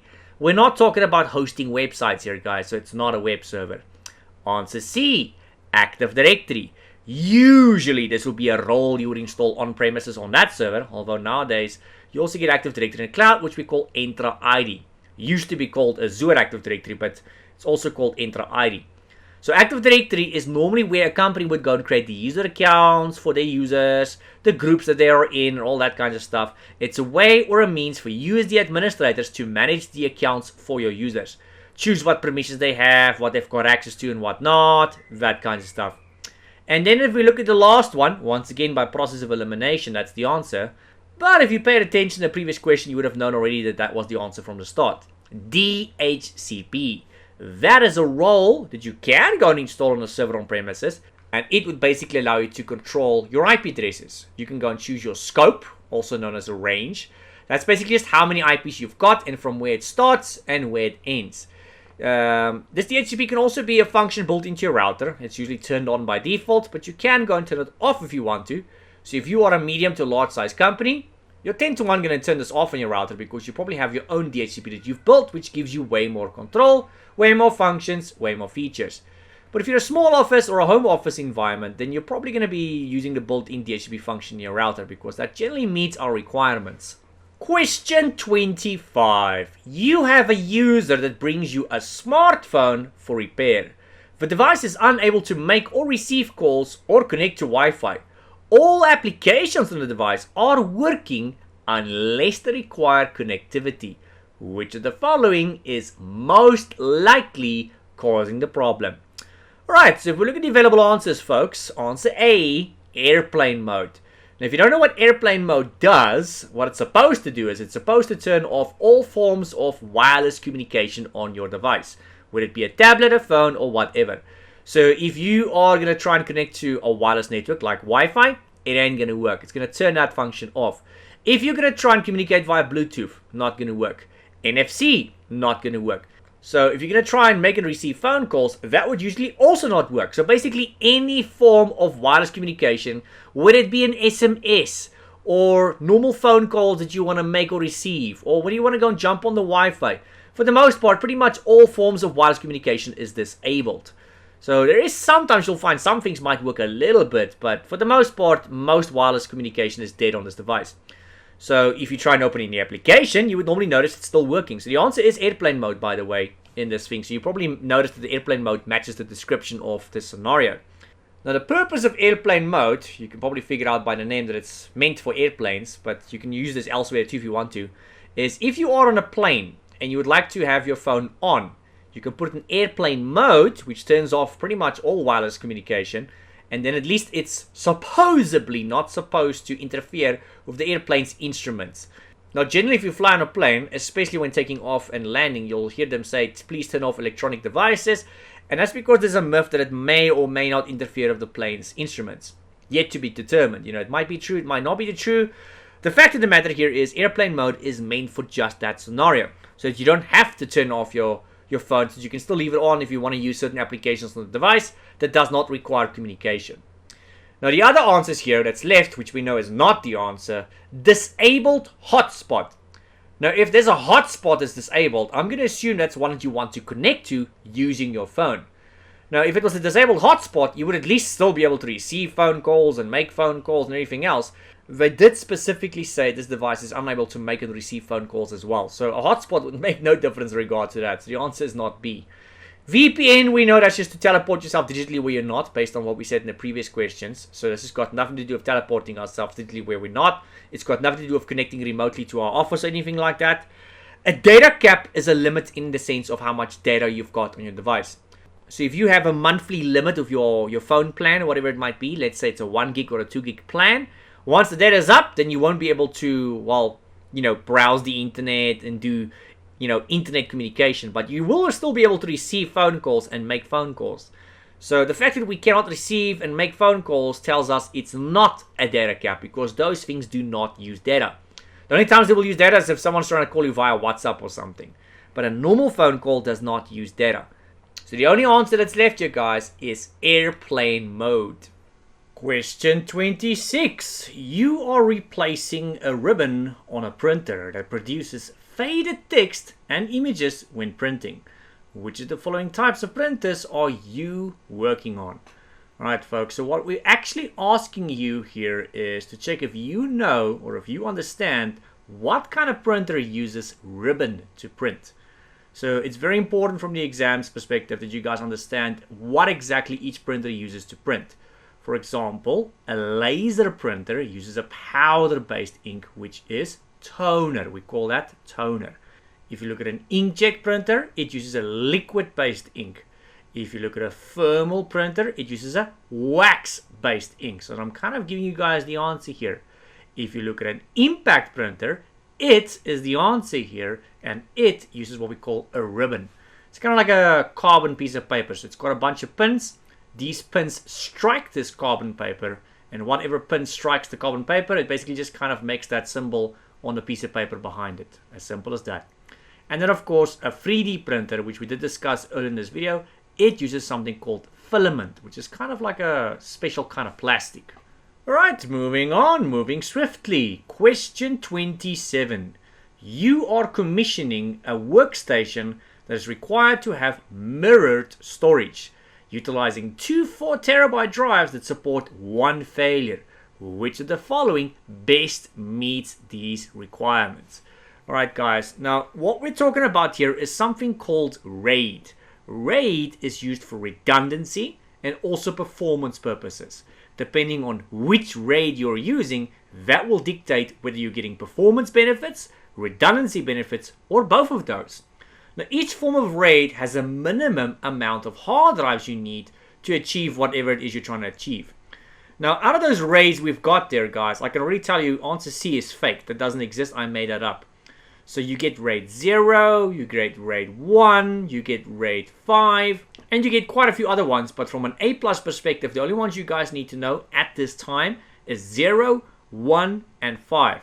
But before you ask, yes, you do get other kinds of RAIDs, but that's not really something you need to know at A+ level. It's not something they will ask you in the A+ exam. So will they ask you about RAID in the exam? Yes, they will. Which ones? About 0, 1, and 5. Now RAID 0, guys, gives you performance benefits. Only performance benefits. RAID 1 gives you redundancy benefits, or should I say fault tolerance benefits. And RAID 5 gives you both redundancy and performance benefits. Now 0 and 1 is something you can technically do in a desktop PC. It's not something we do anymore because these days we've got solid state drives and things like that. But about 15-20 years ago, we used to kind of sort of do this at times. You needed a special motherboard, you needed a keen sense of knowledge on how to go and do this. We don't do it anymore though. Do we still get RAID 0 and 1? Yes, but we use them in other things like NAS drives. RAID 5 on the other hand, that one we still use very much so, but that's more used in server environments and stuff like that. Now RAID 0, folks, has a minimum of 2 hard drives you need to be able to run that. So RAID 0 gives you performance, not redundancy, just performance. You need at least 2 hard drives to achieve this, and whatever information you've got will be split half-half between these 2 hard drives. So half your information will be on the one hard drive, half your information will be on the other hard drive, giving you performance benefits because it's basically reading from both of them at the same time. Your data is effectively split half-half between these 2 drives. RAID 1 gives you redundancy. You need at least 2 hard drives to achieve this, and these 2 hard drives are effectively clones of one another. They're duplicates. RAID 5, on the other hand, needs a minimum of 3 hard drives.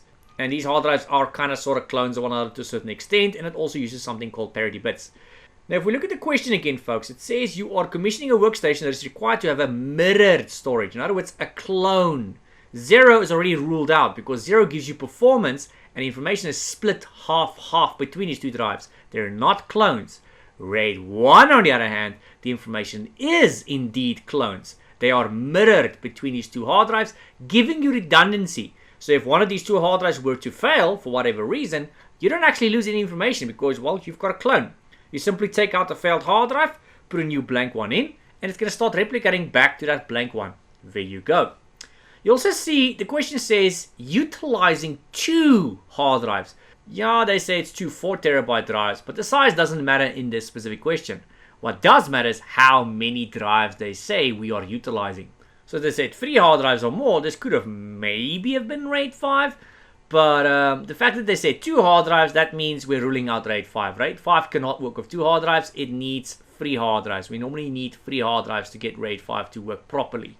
So RAID 2 is fake. RAID 5 needs 3 hard drives. So that leaves us only with answer A and answer B. Answer A, well, that's not an exact duplicate. It's split half-half. So the only answer that's left here, guys, is answer B. RAID 1 needs at least 2 hard drives, and these 2 hard drives will be clones of one another. Moving on to question 28. Which of the following is an example of a Class B IP address? So I've given you folks a bunch of totally random IP addresses there. You get many kinds of IPs, guys. You get private IP addresses, you get public IP addresses. You get APIPA addresses, you get loopback addresses. And when we look at private IP addresses, you get different classes. You get Class A, Class B, and Class C. Now from the A+ exam perspective, they want to know Well, check if you know which one of those IPs is by default seen as Class B. Now, theoretically, I can make any of those IPs Class B with the exception of the last one. The last one there, guys, is not an IP address. Answer D is a PIPA. Any IP address that starts with 169.254 is a PIPA. It means you don't have an IP address. It means this machine is set to dynamic and it's unable to get an IP address from a DHCP for whatever reason. Why that is, that's up to you to figure out. So you don't have an IP address, well, that's why you've got a PIPA. But if you look at the other three remaining answers there, answer A, answer B, and answer C, those are legitimate IP addresses. And technically, any one of those three could be Class C, or Class B, or Class A. Normally, your subnet mask will determine what class it is. But by default, which one is by default seen as Class B out of those ones? Answer A, folks, is by default seen as Class C. Any IP that starts with 192.168.0 is usually by default seen as Class C. Yes, you can go and change it to be Class B or A, but by default is seen as Class C. If you look at the answer B there, guys, any IP that starts with 172.16, it is by default seen as Class B, which is our answer here. And any IP address that starts with 10.something.something.something, it is seen by default as Class A. It's very important that you guys are able to identify these IP addresses in the exam because you will get questions about this. Not just one, but multiple questions about IP addresses in the exam. And if any of you folks plan on doing the N+ exam, you can expect way more questions about IP address types in that exam. So folks, make sure you're able to identify a private IP address, a public IP address, a PIPA IP address, Class A, Class B, Class C, and make sure you can identify a loopback IP address. Moving on to question 29. You are diagnosing a PC that shuts down unexpectedly during a burn-in test. Now, I don't know if you guys know what a burn-in test is, but a burn-in test is usually when we just built a new machine. It's not limited to that, but when you or a fellow technician has just built a brand spanking new machine, we generally do what we call a burn-in test. That means you run this machine for at least 24 hours. And I wouldn't say you put heavy load on it, but you run it for at least 24 hours under a reasonable load to see if it gives any issues. Does the RAM give any issues? Does the CPU give any issues? Hard drive? Basically things like that. So it's kind of like building a brand new car and you're driving it for another 24 hours straight just to see if it gives you any issues. If it doesn't give you any issues, then you can sell it to the customer. Same with this PC. So if you build a brand new PC, there is a chance that the RAM might partially be faulty. So when you start it up at first, it might not give you any issues, but after running it for a couple hours or half an hour or so, it might start crashing. Sometimes you don't see any errors immediately, only after you run it for a while. So that's why we do a burn-in test. You let it run for about 24 hours, see if it gives any issues, and if it does not, then you can hand it over to the customer and, well, charge them a fee for it. This is not to be confused with a benchmark test, though, guys. A benchmark test is when you purposely push that machine to its limit. That is generally something we'll do with gaming PCs. So you'll push your CPU, your graphics card, your RAM, and your hard drive to its utmost limit to see what your score is and to see how good your PC performs. So a burn-in test, folks, is not to be confused with a benchmark test. A benchmark test, like I said, you're purposely pushing this machine to its limits to see how good it performs. A burn-in test is not to see how good it performs, it's just to see if it gives any issues. Anyway, so if I further read this question, it says, which of the following is the most likely to cause for the symptom? Anyway, folks, if I read this question any further, it says, which of the following is the most likely to cause for this symptom? So the initial question said you're diagnosing a PC that shuts down unexpectedly during a burn-in test. So as they do a burn-in test for, let's say, 24 hours or so, then it starts shutting down. What could cause an issue like that during a burn-in test? What is the most likely? Could it be answer A, a faulty CMOS battery?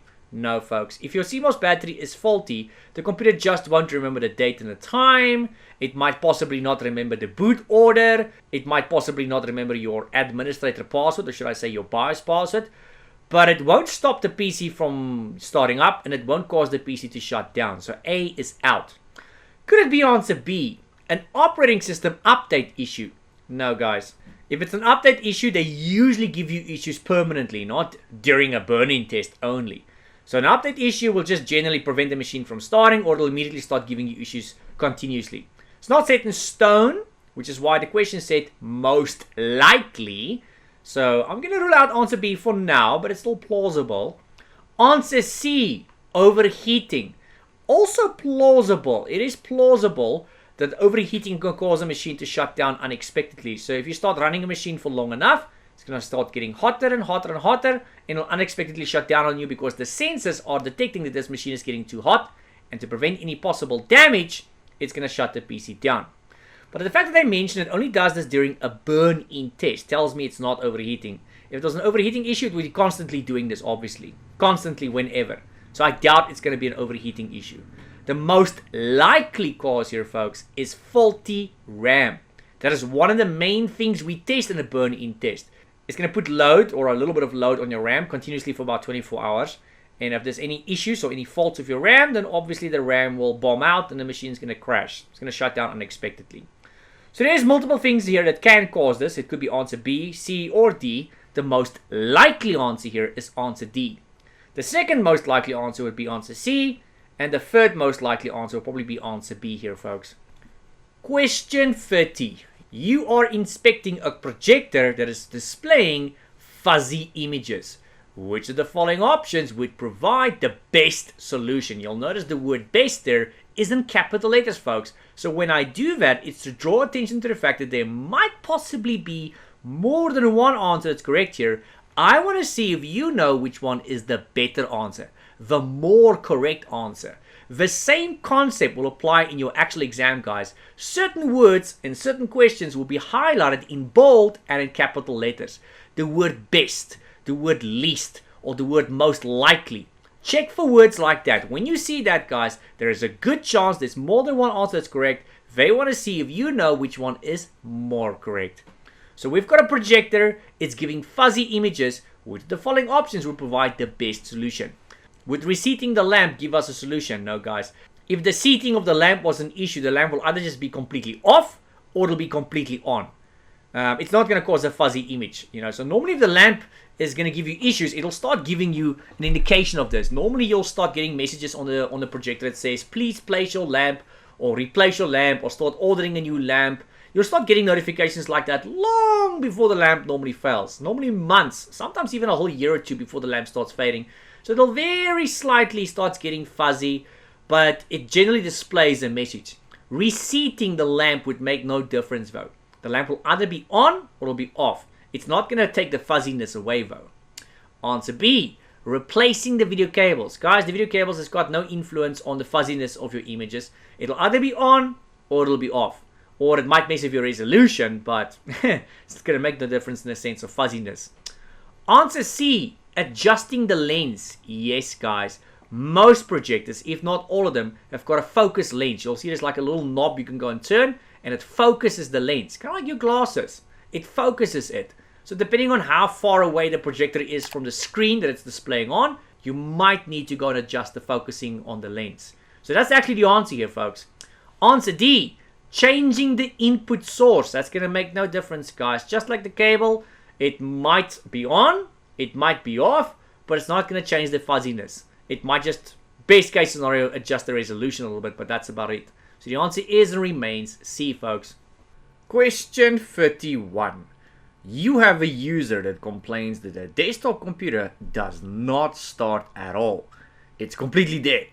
What is the first hardware component you should check or test? Alright, so somebody says the machine is just, completely non-responsive. Doesn't start at all whatsoever.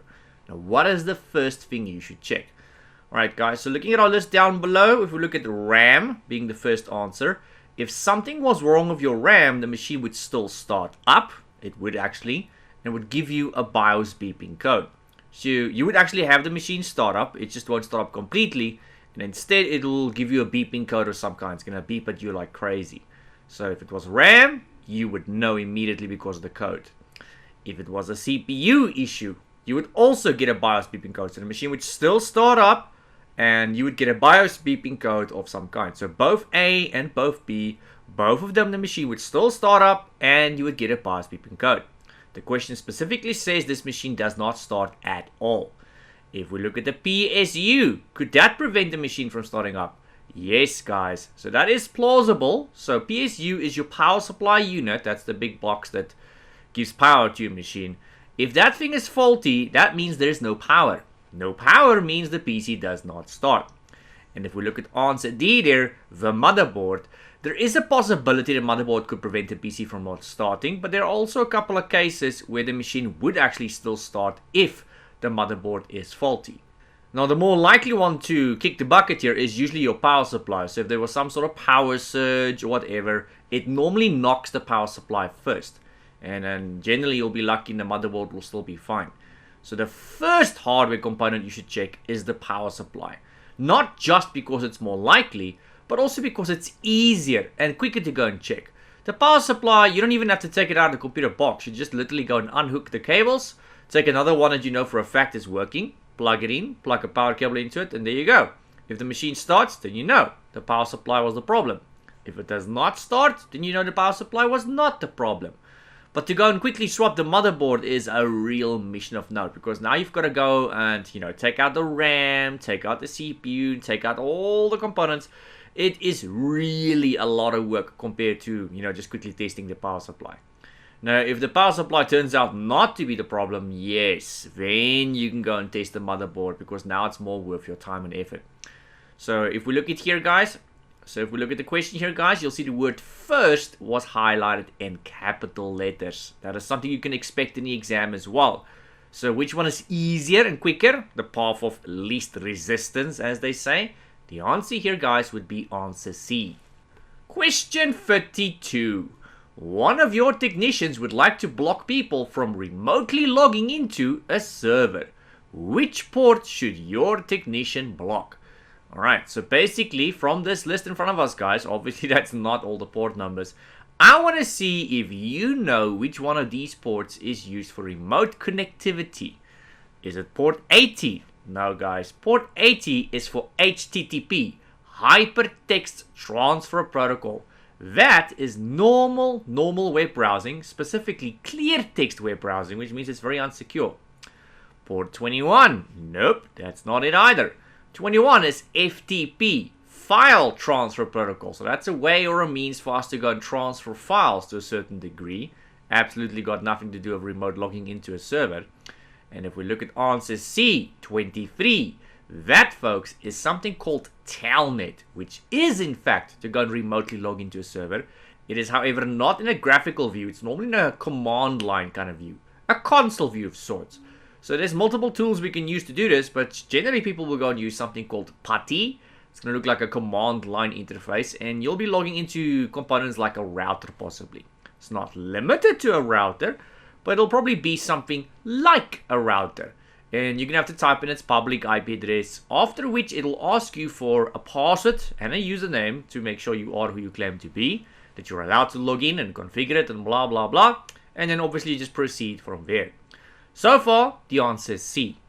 Looking at answer D, 443.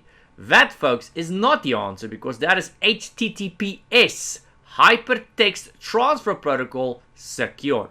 So it's very similar to answer A. A and D, very similar. However, A is the more common one we use to do web browsing, and it's unsecure. It is in clear text, where 443 is the less common one out of the two. I wouldn't say it's uncommon, it's just less common. It is encrypted web browsing.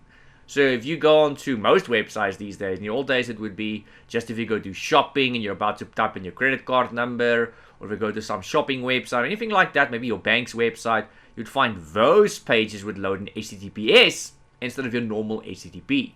Nowadays, however, that has kind of changed. If you go to any website, even if you go to social media, you'll find a lot of them actually load in HTTPS. Anyway, folks, the answer here is C. Question 33. You receive a complaint from a user who claims to have no internet or network connectivity. After investigating, you verify that there is indeed none. The problem is not at the PC and the network cable that goes to the patch panel, so it's not one of those two. What can you do or use to locate the user's cable at the patch panel? Alright, so patch panels, guys, for those of you who don't know, is normally a place where, well, you'll normally find these in a network cabinet. It's where all the cables in the network generally comes together, or just a large amount of network cables. It's a way or a means for us to control the flow of traffic, you know. So it's kind of like the old telephone operators. You would phone them, and you would say, hey, I want to be connected to this or that, and they would connect you to that person or place. Now, folks, this is kind of sort of the same concept, except it's of network cables. So you'll find in this network cabinet, all the cables will come out there, and you'll have lots of small little cables connecting you to the various locations you want to go to. So if we want to go and reconnect someone to a different location, we just go ahead and swap those patch panels at the patch panel place. Now, how do I know which cable is for who or what? This can be a problem. I mean, sometimes there's hundreds, maybe even thousands of cables there. How do I know which cable is which? I can't just go and willy-nilly unplug them, and that's actually one of the answers there, by the way. You can't just go and do that, because what if it's something important? What if somebody is doing something important, you go and unplug them? That could be a problem. So how do I locate the correct cable? Do we use a crimper at answer A? No, folks. A crimper is what you use to go and make the cables. That is what we use to get the connectors onto the cables. So it's not a crimper. Is it answer B? A toner probe? Yes, guys. These are known as toner probes, but they're also known as tone generators. They've got multiple names. So on one end of the cable, you'll go and connect this tone generator. And on the other end of the cable, where you don't know which one it is, you'll have this wand of sorts. It looks almost like a metal wand of sorts. And if you hold it near the correct cable, it starts generating a tone. It goes beep. So the louder it gets and the more it makes the sound, then you know you're closer to the cable. So it's a way or a means for you to locate a cable within walls. So if you have a hollow wall and you want to know where in the wall your cable is, that's one way to go and use this tool. So as soon as you hold this wand near that correct place in the wall where the cable is, it's going to start generating a tone. Or if I've got a whole bunch of cables together and I don't know which is which, as soon as you hold the wand near the correct cable, it's going to start generating that tone. So far, the answer is B. Answer C, punch down tool, is another tool we use to go and make cables of sorts, but instead of adding the connectors to a cable, we'll use this to get a wall box onto the cable. So normally where people would have their desks and stuff like that, we would terminate the cable there into a small little wall box. They're very small, normally white in color.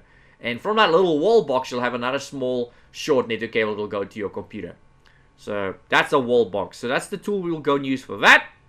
The last answer there, unplug the cables one by one until you find the correct one. I mean, that will get you to the correct one eventually, but it's not the correct way to go about it, because like I said, what if you're unplugging something important? Or even if it's a person, that person could be busy with something important and now you go and unplug them and they could potentially lose their work. So no, the answer is and remains B, folks.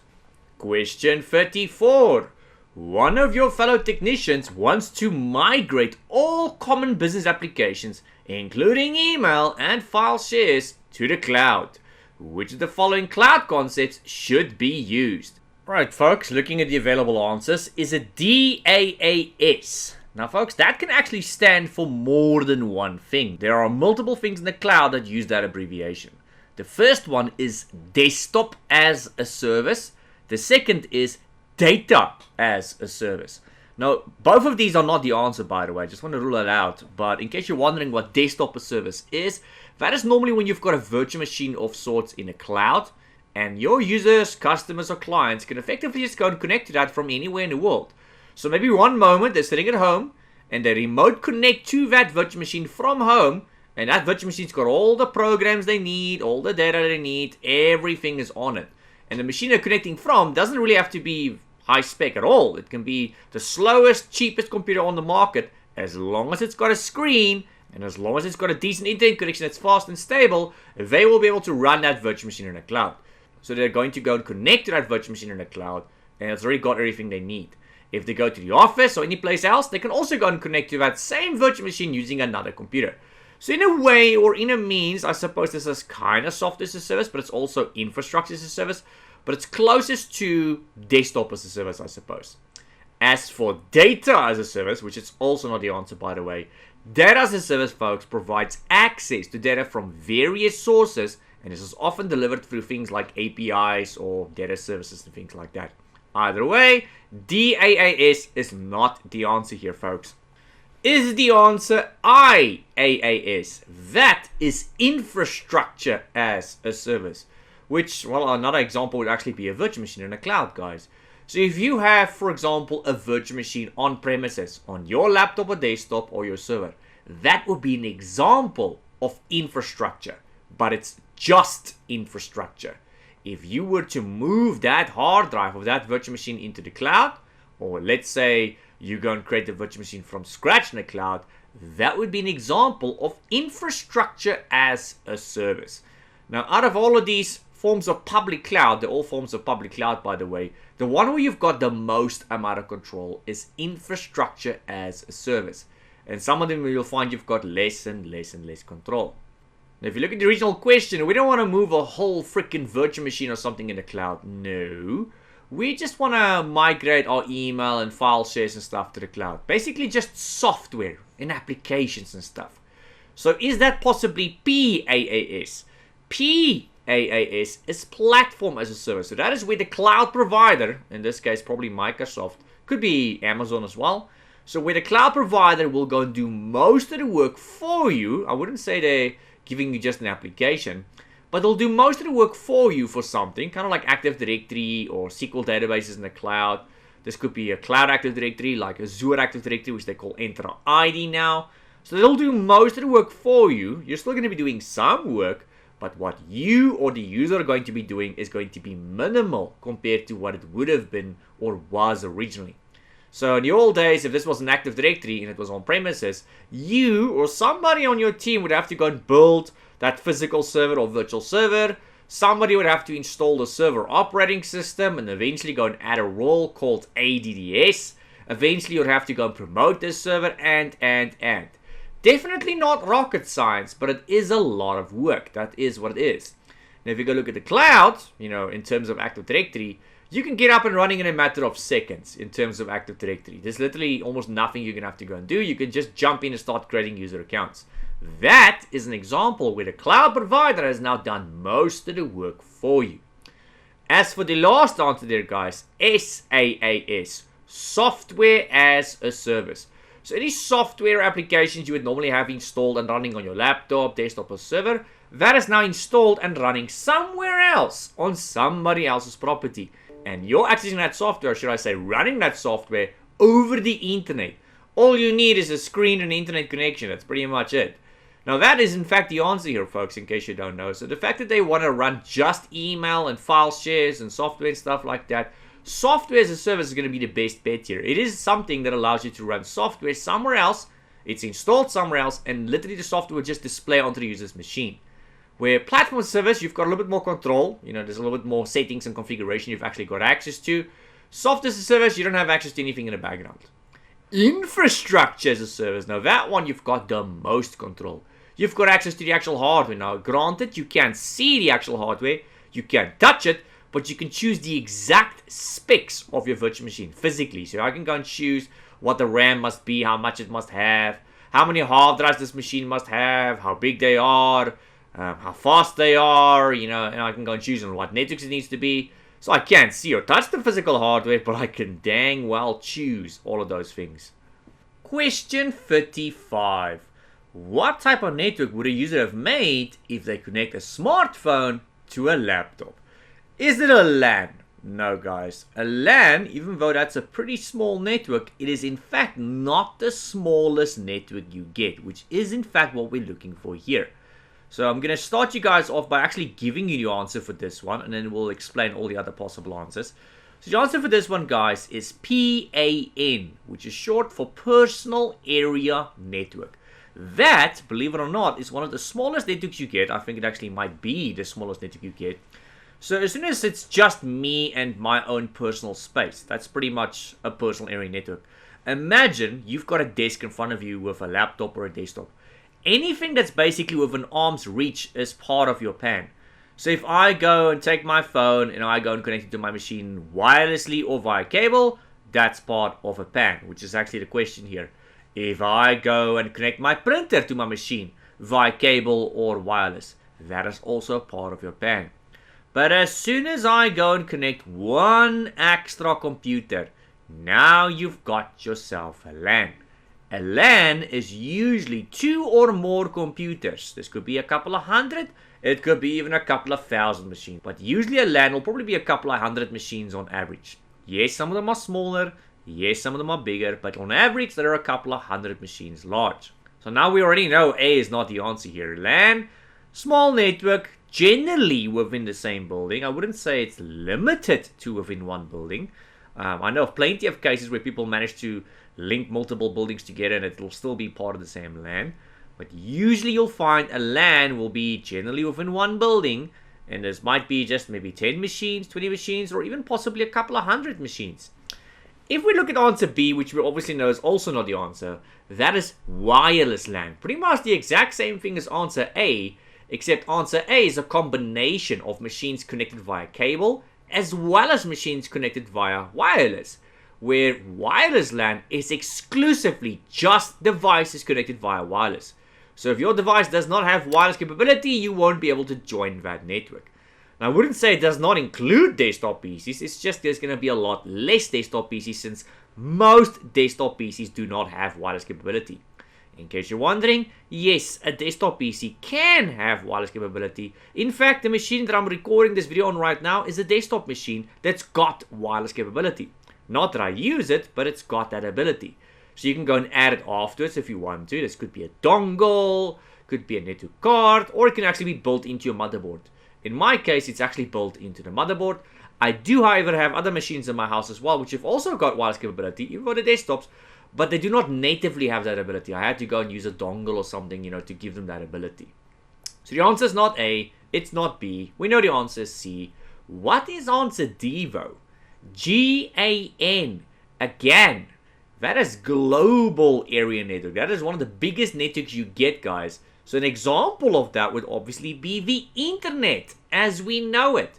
You do get other ones out there as well, though, just in case you're wondering, which is not listed here right now. You get, for example, a MAN, you get a WAN, and the list goes on. So just FYI, there are other ones out there as well. And you do need to know these for A+. Not too badly for A+. Yes, they'll ask you about it in this exam, but not too badly.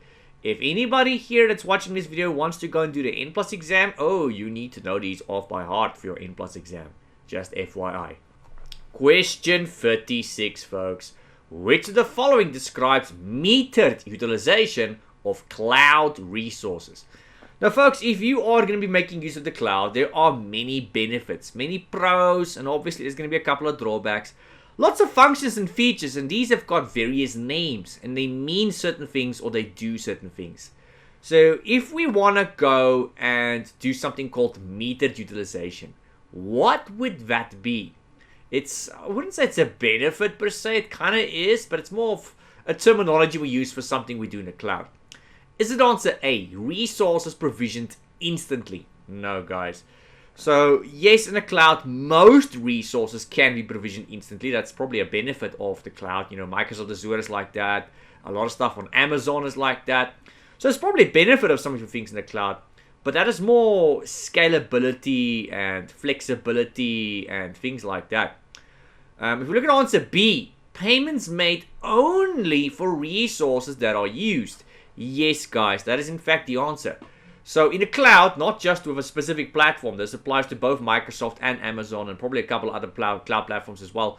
You generally only pay for what you use. That is a massive benefit of the cloud. It might sound expensive, but I assure you it's not. Generally, it works you out way cheaper to go and do things like that instead of buying what you need on premises. So if you look at something like a server on premises as an example, you'd have to buy that server, possibly build a server, install the server operating system, and add all kinds of resources to it. And whatever you buy, you're stuck with it now. Whether you're using it or not, you bought it, you paid for it, you're stuck with it now. And if you go and add more resources to that server, whatever it might be, you're also stuck with it now. You bought it, you paid for it, done. Stuck with it now. Whether you need it or not. Now in the cloud, that's not the case. They give you scalability. They give you flexibility and all kinds of things like that. So if I need more resources, let's say I need more servers, or I need more resources in a server, or whatever the case might be, you can nearly instantaneously add more resources. So that's a different benefit. And obviously the more resources you add, the more you pay. And if I find that I don't need those resources anymore, maybe demand has gone down for my website or whatever it is I'm hosting in the cloud. If demand goes down, you can always go and decrease resources. Something we're not able to really do on premises, because on premises, we already bought the resources. We're kind of stuck with it. But in the cloud, no, you're not stuck with it. If I don't need something anymore, you can turn it off, or you can go and delete it, or you can get rid of it. And if you don't have it anymore, you don't pay for it anymore. They use what we call a per minute billing system. So whatever component you go and create in the cloud, it'll normally show you what it's going to cost you per hour. But in reality, in the background, they actually bill you per minute. And then I would say more than 9 out of 10 times, that actually works out cheaper to go and do it that way. So the answer here is B, in fact, folks. Answer C, resources pooled to increase computing power. So resource pooling, or as some folks call it, shared resources, is when you share a server in the cloud with other entities out there in the world. So whatever you're hosting in the cloud, yes, it's on a server that belongs to that cloud entity, which is probably someone like Microsoft or Amazon or whoever. So it's on a server that belongs to them, but on that same server, there might be other resources from other companies. And before you start getting panicky and concerned about, data leakage and all kinds of things like that, the cloud entities like Microsoft and these big partners, they've got massive security, guys. They've got massive IT budgets, and obviously they've got technicians there that really know what they're doing. So I am not aware of a case where data leakage has occurred yet. I suppose the key word here is yet. But I wouldn't worry about it. And if you still are worried about it, if you're willing to throw enough money at the problem, you can get yourself a dedicated server and you won't be using resource pooling. It is going to cost you more though. Answer D, implementation of rapid elasticity. So there in the cloud, we talk about the rubber band effect. Now, it's not that we can't go and increase stuff on premises or decrease stuff on premises. We definitely can. But on premises, it costs a lot of money. It takes a lot of time, a lot of effort, and sometimes we're stuck with it. So if I want to go and add more servers on premises or add resources to server on premises, can we do that? Absolutely. But it might take days. It might take weeks because you have to go and order these parts sometimes. You've got to go and arrange for downtime. And even if you're going to arrange for downtime, there's a fairly good chance that when you turn something off, it might not turn back on because something's going to be wrong now. So, yeah, it's always going to be a problem on premises. It's slow, takes a lot of time, a lot of money, a lot of effort. In a cloud, you can nearly instantaneously build or add servers or add resources to servers or whatever. And you don't even have to turn anything off to do that. If I no longer need it, I can also nearly instantaneously go and decrease my resources if needed. So that's why we say the rubber band effect in the cloud.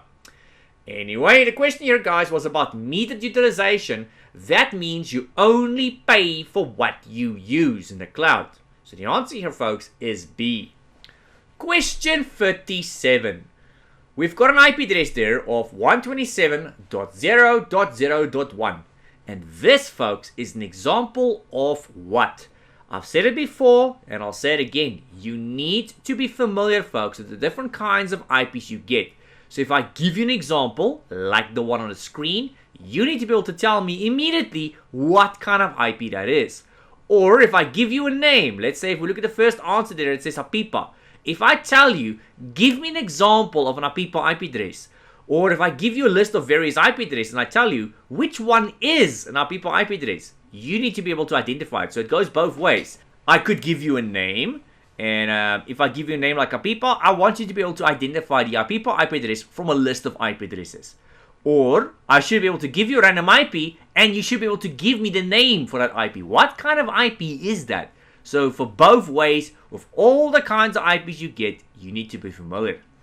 Anyway, getting back to the question there, folks, 127.0.0.1 is an example of a loopback IP. It is used to test your TCP IP stack to check if your network card is kind of still working. Some folks will say it's used to test your network card, but it's not exactly what it is. Kind of, sort of. It's generally more used to check your TCP IP stack and things like that, to check your networking settings, that kind of stuff. And that's the only loopback IP you get. If you look at answer A, Apipa. Now, I always pronounce that weird. People always mock me for the way I say it. But, depends on the country you're from. Depends on the culture you're from. Your language. I'm not English, guys. That is not my first language. So I apologize if I pronounce things a bit weird.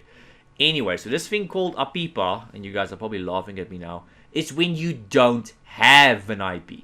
So if you go and check your IP or that of the user, you would see it's going to be represented as 169.254.something.something. The first two octets will always start off 169.254.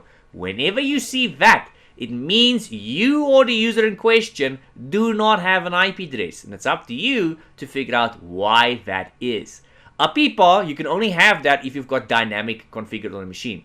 So if this machine is configured with a fixed IP address, also known as a static IP address, you're not going to get a PIPA. It's impossible because the machine already has an IP.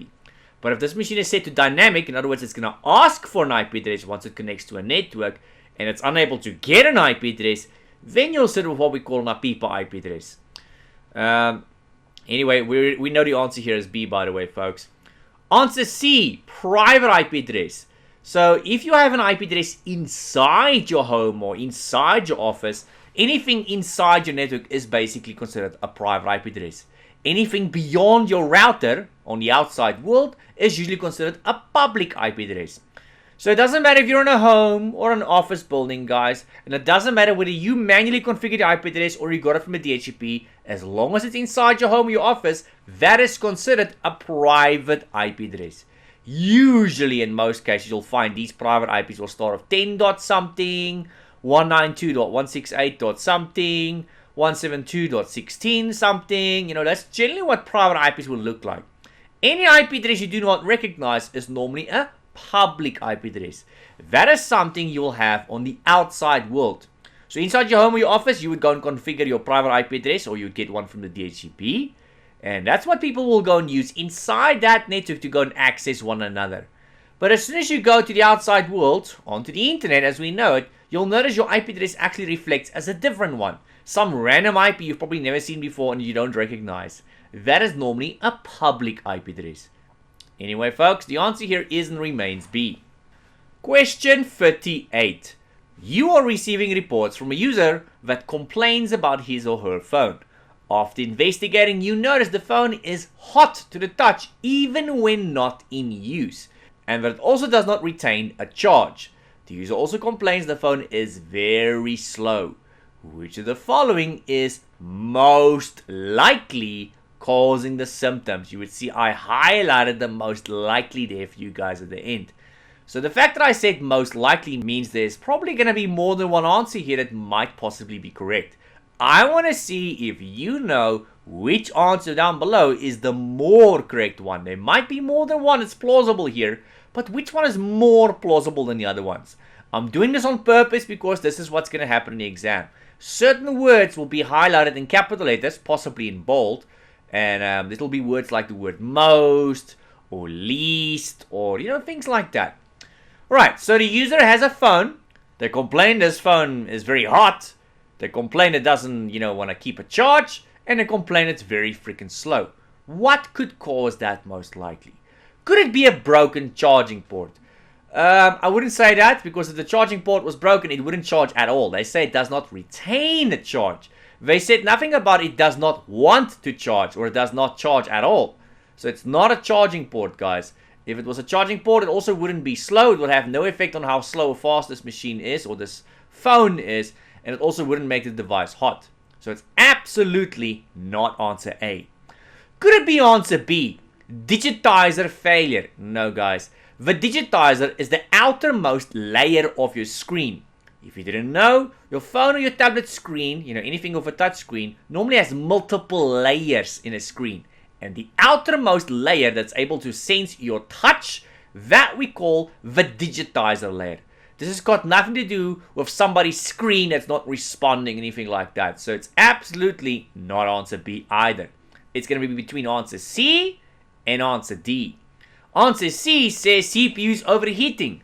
That could possibly cause the device to get hot to the touch. As soon as the CPU starts overheating, yes, the device could possibly overheat.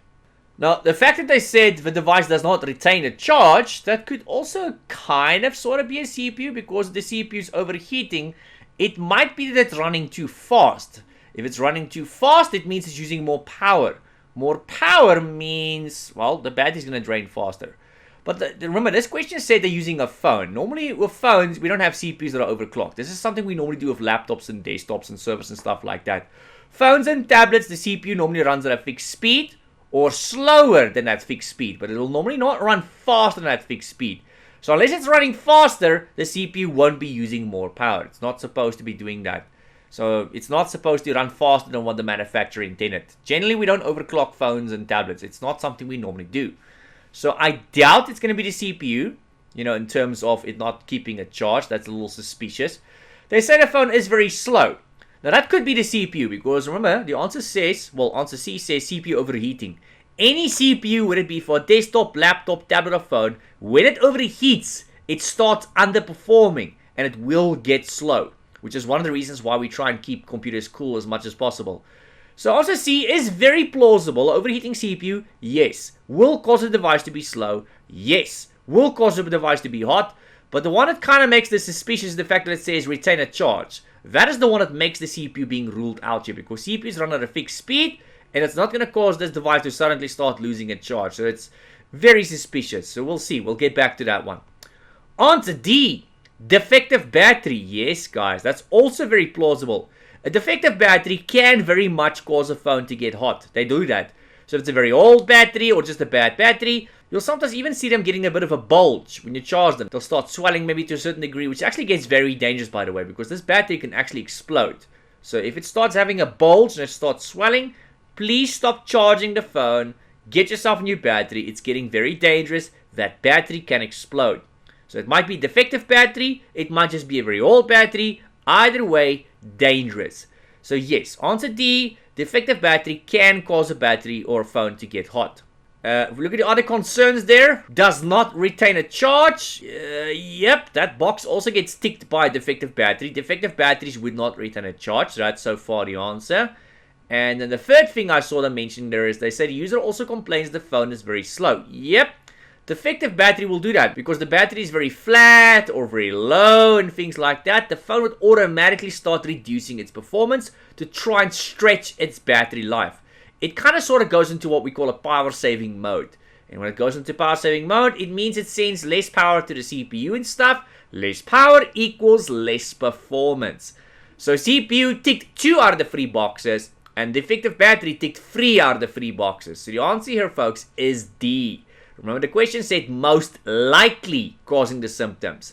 So answer D is most likely causing that. And the second most likely is answer C. So the answer is D. Question 59. A user complains that their PC is making a clicking sound that they have been hearing more and more lately. They mention it especially happens when they open a video editing software. What should you do first? Now, the word first is not in bold or capital there, but I should have probably put that in bold or capital because that's probably what they would have done in the exam. Should I go and replace the fans? Now, yes, the fan could cause a clicking sound. You know, maybe there is something that's getting into the fan, possibly a wire or something. But I doubt it because they said it's only when they open a video editing software. So that leads me to believe it's not a fan with something in it. Because if it was a fan, it'll probably constantly be making that clicking sound, not just on occasion. So I'm going to kind of sort of rule out answer A. Answer B. Replace the CPU. Guys, the CPU does not make a sound. The fan on top of the CPU or the liquid cooling on top of the CPU, yes, that makes a sound. But the CPU does not make a sound. So we're going to rule out answer B. Answer C. Replace the hard drive. Now, a hard drive can definitely cause that clicking sound, and it definitely is a concern because if it's going to click, it means the hard drive either has failed or it's about to fail. Now, replacing the hard drive, though, is not the answer to that. Yes, the hard drive might be the problem here, but is your first action going to be to replace the hard drive? Think about that. What would you do first if your hard drive is failing? We'll get back to answer C. Looking at answer D, back up everything. Now that seems plausible, because if I've got a failing hard drive, which I think is what the problem here is, your first action should be to back up everything while you can still access it for that matter, because maybe the next time you start this machine, well, actually most likely the next time you start this machine, it's probably not going to start back up again, that hard drive. So far the answer here is D, folks. Answer E, replace the graphics card. No, graphics card, folks, yes, could be making a clicking sound because a lot of them have got fans on them. And once again, possibly something is getting into that fan. But I doubt it, because just like answer A, if it was a fan with something getting into the fan, it'll be a consistent sound, not a sound that comes and goes, when you're using editing software. That makes no sense. So I'm going to rule out answer E because it's not a consistent sound. Answer F, do a system restore. No, system restore is kind of like restoring a backup of sorts. It's not a full-blown backup you're restoring. It just restores the system to an earlier state. But it's not going to solve your physical clicking sound in any way or means. So if you've got a virus maybe on a machine, or you would use fudged up some sort of setting on the machine, yes, you can go do system restore. But we're talking about a physical clicking sound. The only thing it can cause that out of these answers is answer A, answer E, and answer C there. Because if you look at answer A there, that could be case fans, CPU fans, graphics card fans. So replacing the fans could solve that if it was a case of this was constant. But the fact that it's not constant tells me it's nothing to do with the fans. It's something that only happens now and then. Something that gets affected by editing software. Now if you're opening editing software, then obviously using a lot more of your hard drive. It's reading and writing a lot more to the hard drive, which is why you'll hear a lot more clicking. So the answer here, guys, is back up everything, because that hard drive is failing. Question 40. Which of the following connector types is used to terminate old telephone cabling? Alright, so let's see if you guys know which one of these connectors here is used on the old telephone cabling, which we don't exactly use anymore. Even though none of us really use these cables anymore, you still need to know which connector goes to which cable, unfortunately, folks. So, is it the first one, RJ11? Yes, that is the connector we use on telephone cables, guys. Telephone cables are also sometimes referred to as POTS, POTS, which is short for plain old telephone system. And in case you didn't know it, telephone cables is also referred to as Cat3 in the IT world. Category 3. Many moons ago, you actually got two kinds of Cat3 cable. One was used by computers, normal networking cable between your computers and all that. That was up until about the 90s somewhere. Then they discontinued it. And it went a maximum speed of 10 megabits per second. Can you believe it? The other kind of Cat3 cable is the one we get till this day, which is the old telephone cable. And in a lot of countries, it's almost nearly completely extinct now. So nowadays, people use VoIP phones and normal network cables. These fast network cables for VoIP phones. That's the kind of cables we use. We don't exactly use the old conventional telephone cables anymore. So this RJ11 connector looks nearly identical to the one you would see on normal computer cable connectors. It's still transparent, very similar in design. It's just got 4 pins on it instead of 8 pins on it. Smaller, uses less cables, normally between 2 and 4 cables, where a normal computer network cable will normally have 8 cables inside. As for the other connectors there, which we now know is not the answer, RJ45 is probably the most common kind of connector in the IT world. That is the computer cable connector you'll use on most network cables. It's the one you'll use on Cat5, Cat5e, Cat6, Cat6a, and so on. So that is pretty much the most common connector you'll come across in the IT world when it comes to network cables. And then the RG59 we see there, that is for coaxial cable. Not really something we see as commonly, as some of these other network cable types we've got, like Cat5, Cat6, fiber. So it's not really as common in terms of networking per se. It's generally more common to see those associated with TV, CCTV systems, that kinds of stuff. So RG, it's more of a cable type than a connector. I mean, you do get RJ58 cable connectors, and you get B and C cable connectors.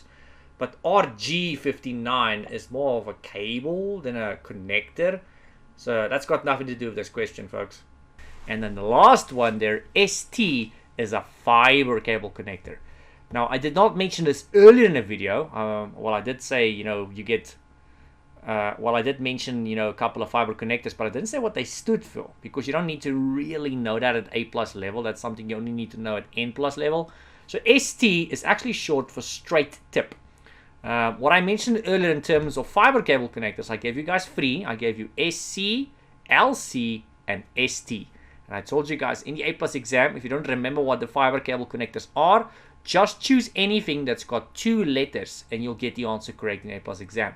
Do not try that stunt though in the N plus exam or any other exam, because there they will list all the fiber connectors, and the rest of the cable connectors don't actually consist of just 2 letters. They actually consist of more than just 2 letters. So in that case, it's not going to work. You might only get some of the answers right, and some of them, well, you're going to miss them or get them just plain wrong. So the answer is and remains RJ11, folks. Question 41. What is the minimum number of hard drives required to be able to run RAID 1? We have discussed RAID before in this video so far, so if you go back a couple of questions, you would remember we did discuss RAID. It's used to either provide you with performance or redundancy, or in some cases, if you're lucky, both. It depends on what RAID configuration you choose, and unfortunately some of these RAIDs will only give you performance or only give you redundancy, and they do have a minimum amount of hard drives that's required for you to be able to go and run RAID. So looking specifically at RAID 1 now, what is the minimum amount of hard drives required to run RAID 1? So you get RAID 0, 1, and 5, which are the only 3 you need to know at A+ level. And yes, you do get other ones. I did mention that previously in this video. So, but covering only 0, 1, and 5 in this video, the minimum amount of hard drives required for RAID 0, which is used for performance, is 2 hard drives. The data is going to be split half-half between the 2 hard drives. That's not the question here, though. RAID 1 is used for redundancy, or should I say reliability. And RAID 1 also needs a minimum of 2 hard drives. The data will be clones of one another, so if one of the 2 hard drives fails, you'll have a duplicate. It's not used for performance, that will be RAID 0. 1 is used for redundancy. So your answer here, folks, is answer B, 2 hard drives. If you were to look at RAID 5, which is generally only used in servers, you need a minimum of 3 hard drives to get that to work, and it gives you both performance and redundancy, and it uses something called parity bits. Question 42.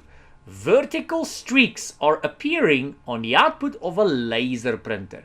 Which of the following items is the most likely cause?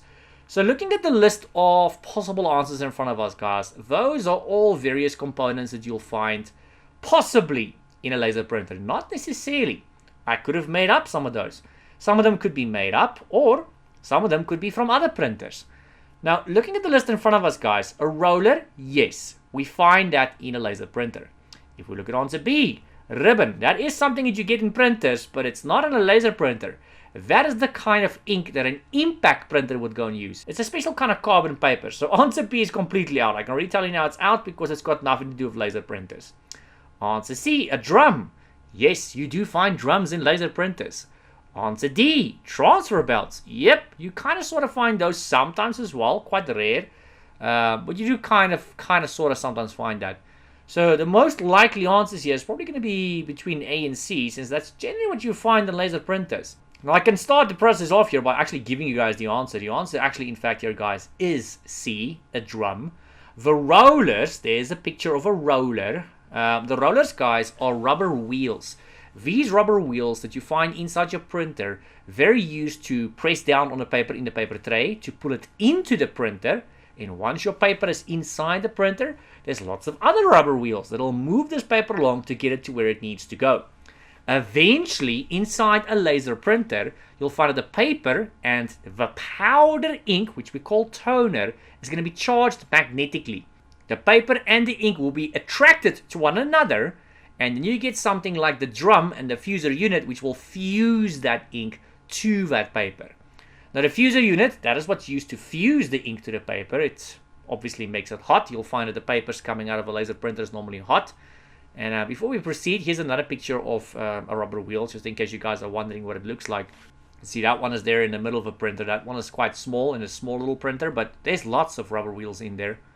And then, folks, besides this fuser fusing the ink to the paper, you've got that drum, which basically rolls the paper along. The paper goes basically over this drum, and the drum is supposed to clean itself after every page it prints. We have actually discussed this previously in this very same video. There was, in fact, a similar printer question earlier in this video where we also discussed some things about drums and rubber wheels and things like that. And I also showed you guys a picture or two of a drum, in fact, in that question. And I mentioned that the drum is usually the cause when you see a shadow image, an echo image, all the same thing. And if you see any form of black streaks, black lines, white lines, or if you see a shadow image, which is kind of like a residual ink left from the previous page you printed, that is normally all indications that your drum is no longer cleaning itself properly. So if your printer is able to print 70 pages a minute, it cleans itself 70 times a minute as well. After every page, it cleans itself. Now, unfortunately, like most things in life, nothing lasts forever.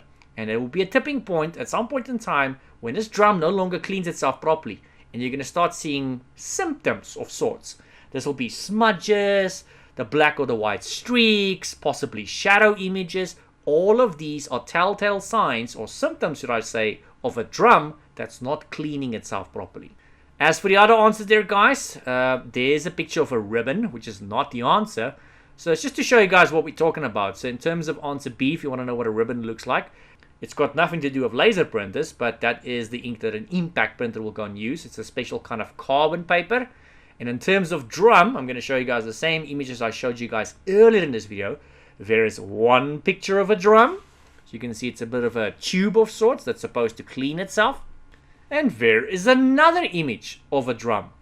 Now, we know the answer here is drum, so let me just go and highlight that for you guys as the answer here before I forget. And then in terms of the last one there, transfer belt, which is just used to transfer papers, obviously, like the name suggests. There's an image of a transfer belt. And if that's not good enough for you guys, here's another one of a transfer belt. Anyway, folks, let's move this along. Question 43. You have a user who brings you an old-looking laptop. They report issues with their keyboard.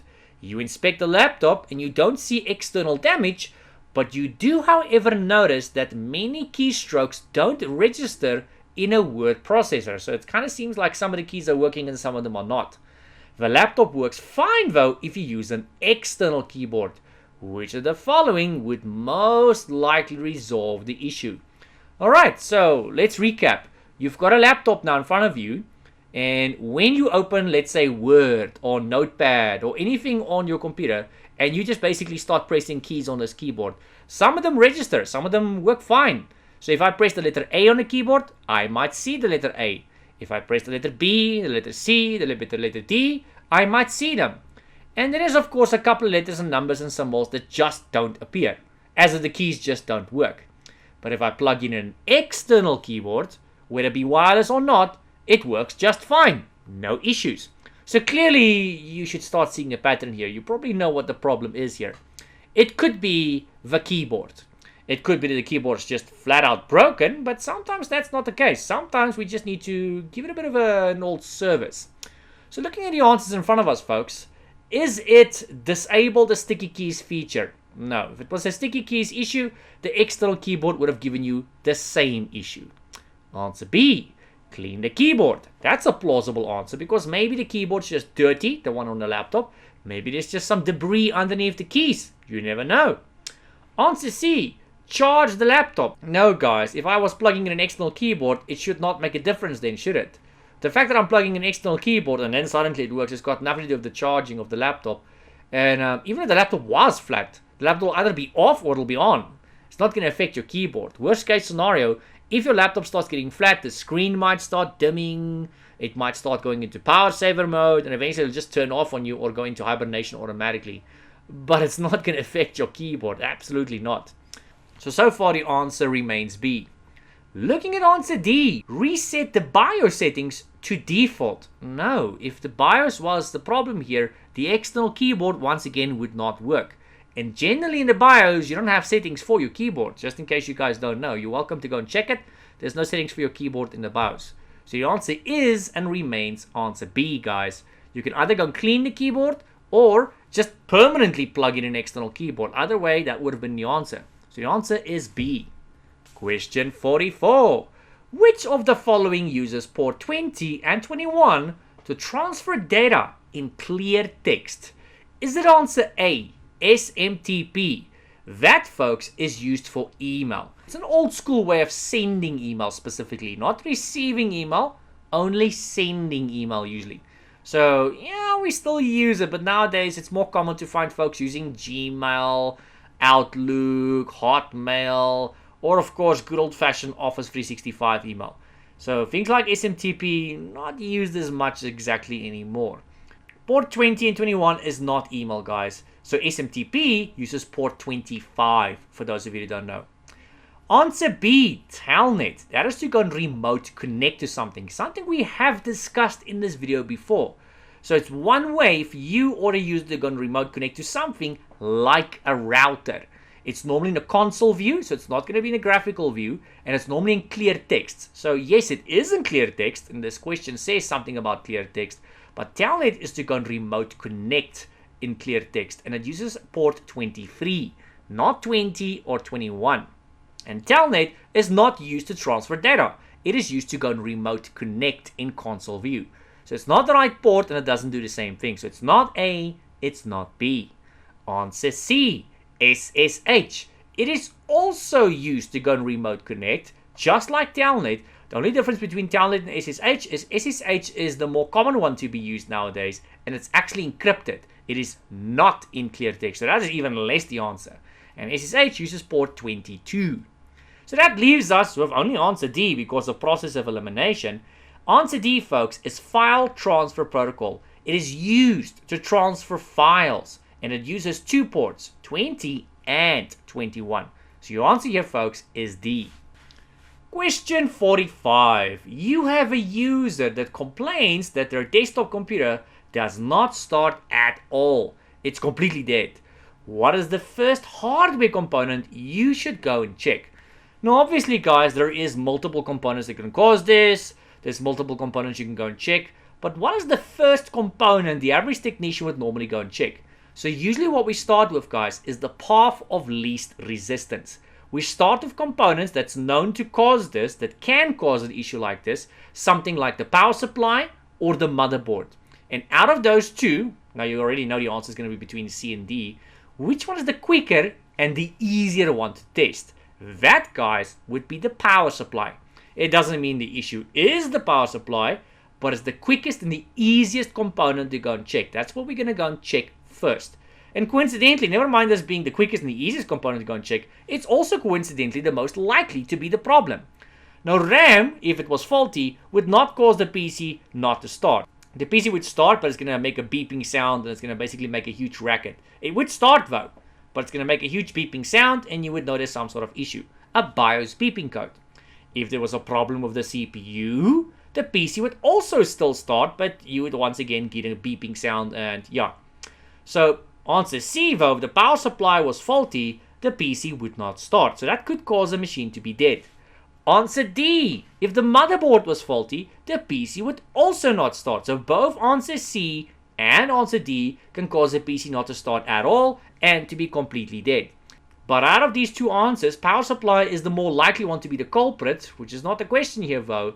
It's also coincidentally the first component we check because it's the easiest.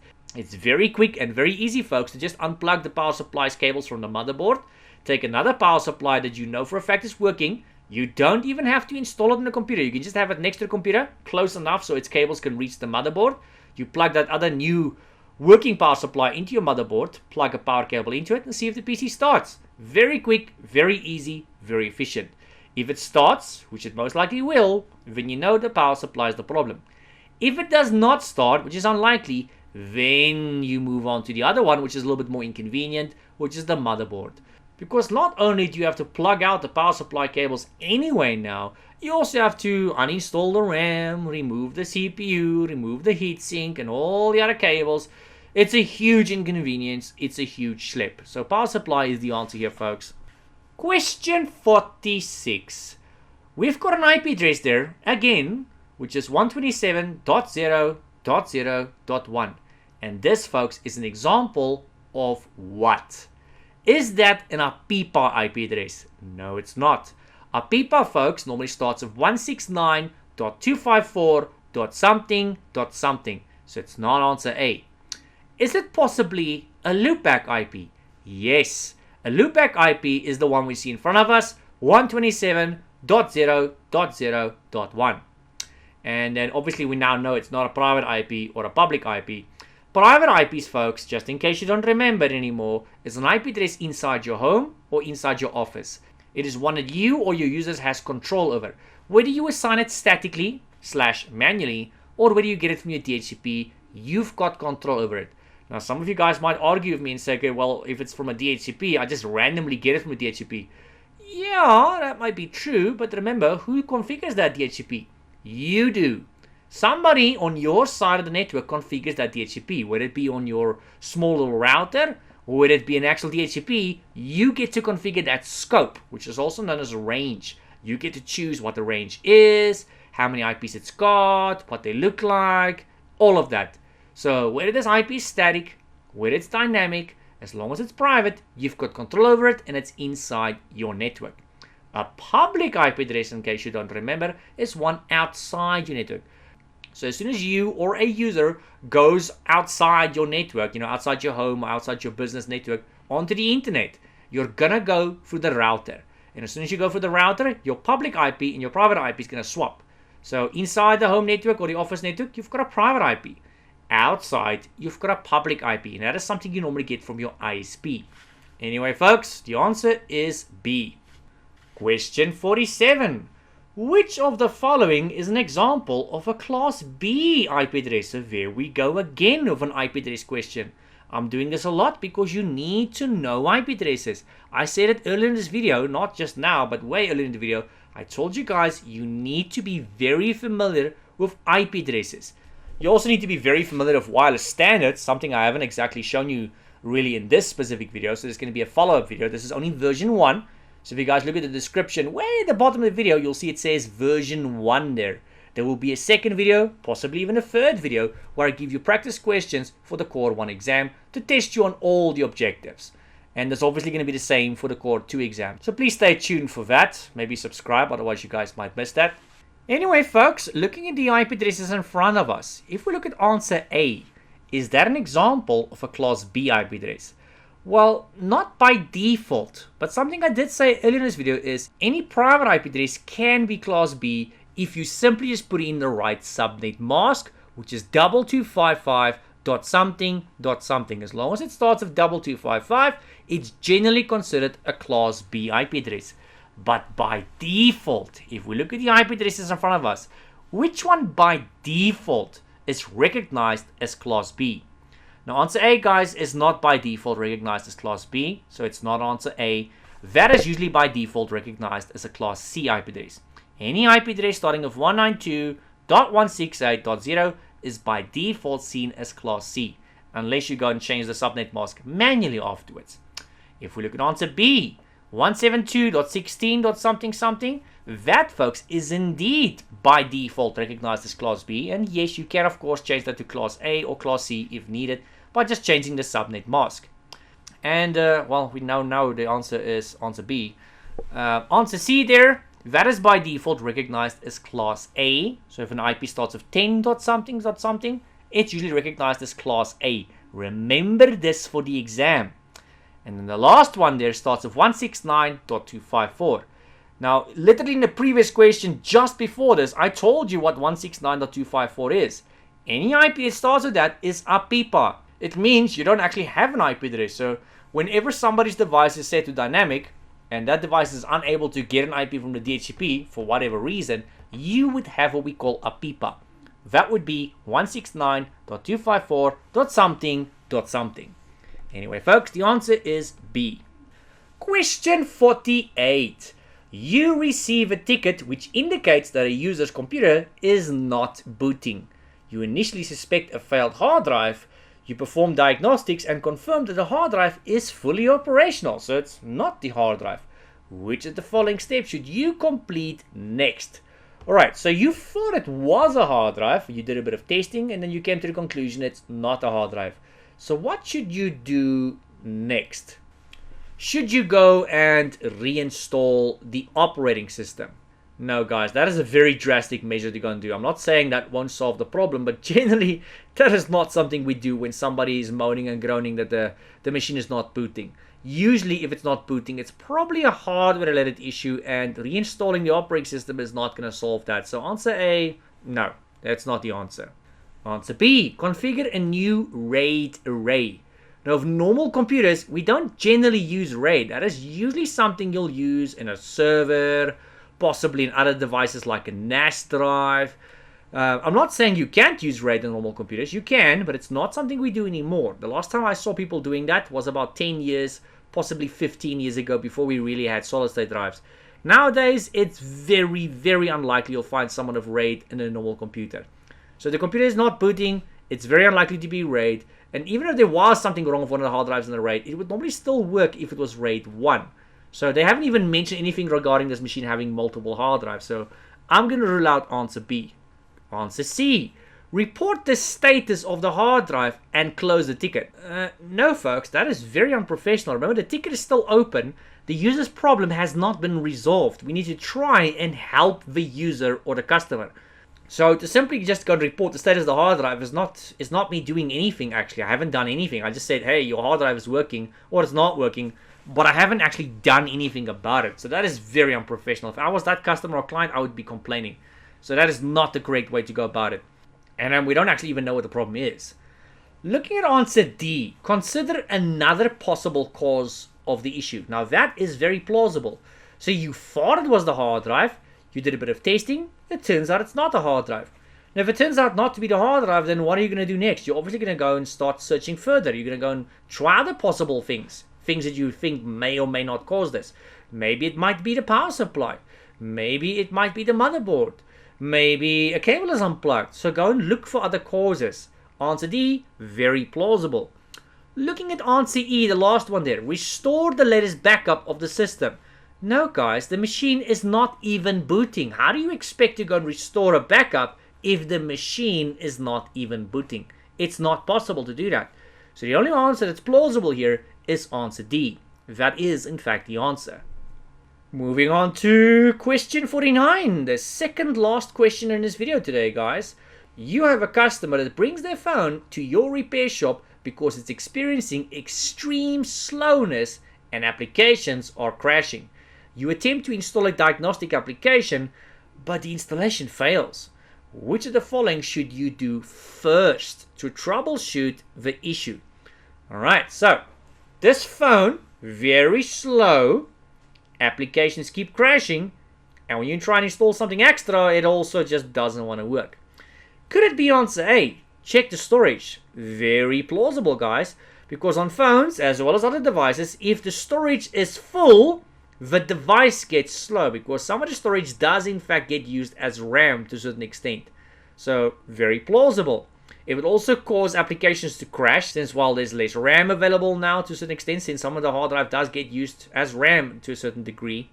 And since some of these applications, of course, want to do updates and all kinds of things like that. So yeah, that could cause applications to crash. And of course, if somebody's going to try and install something extra and your phone is full, then, well, that's obviously going to crash as well. So answer A, very flippin' plausible.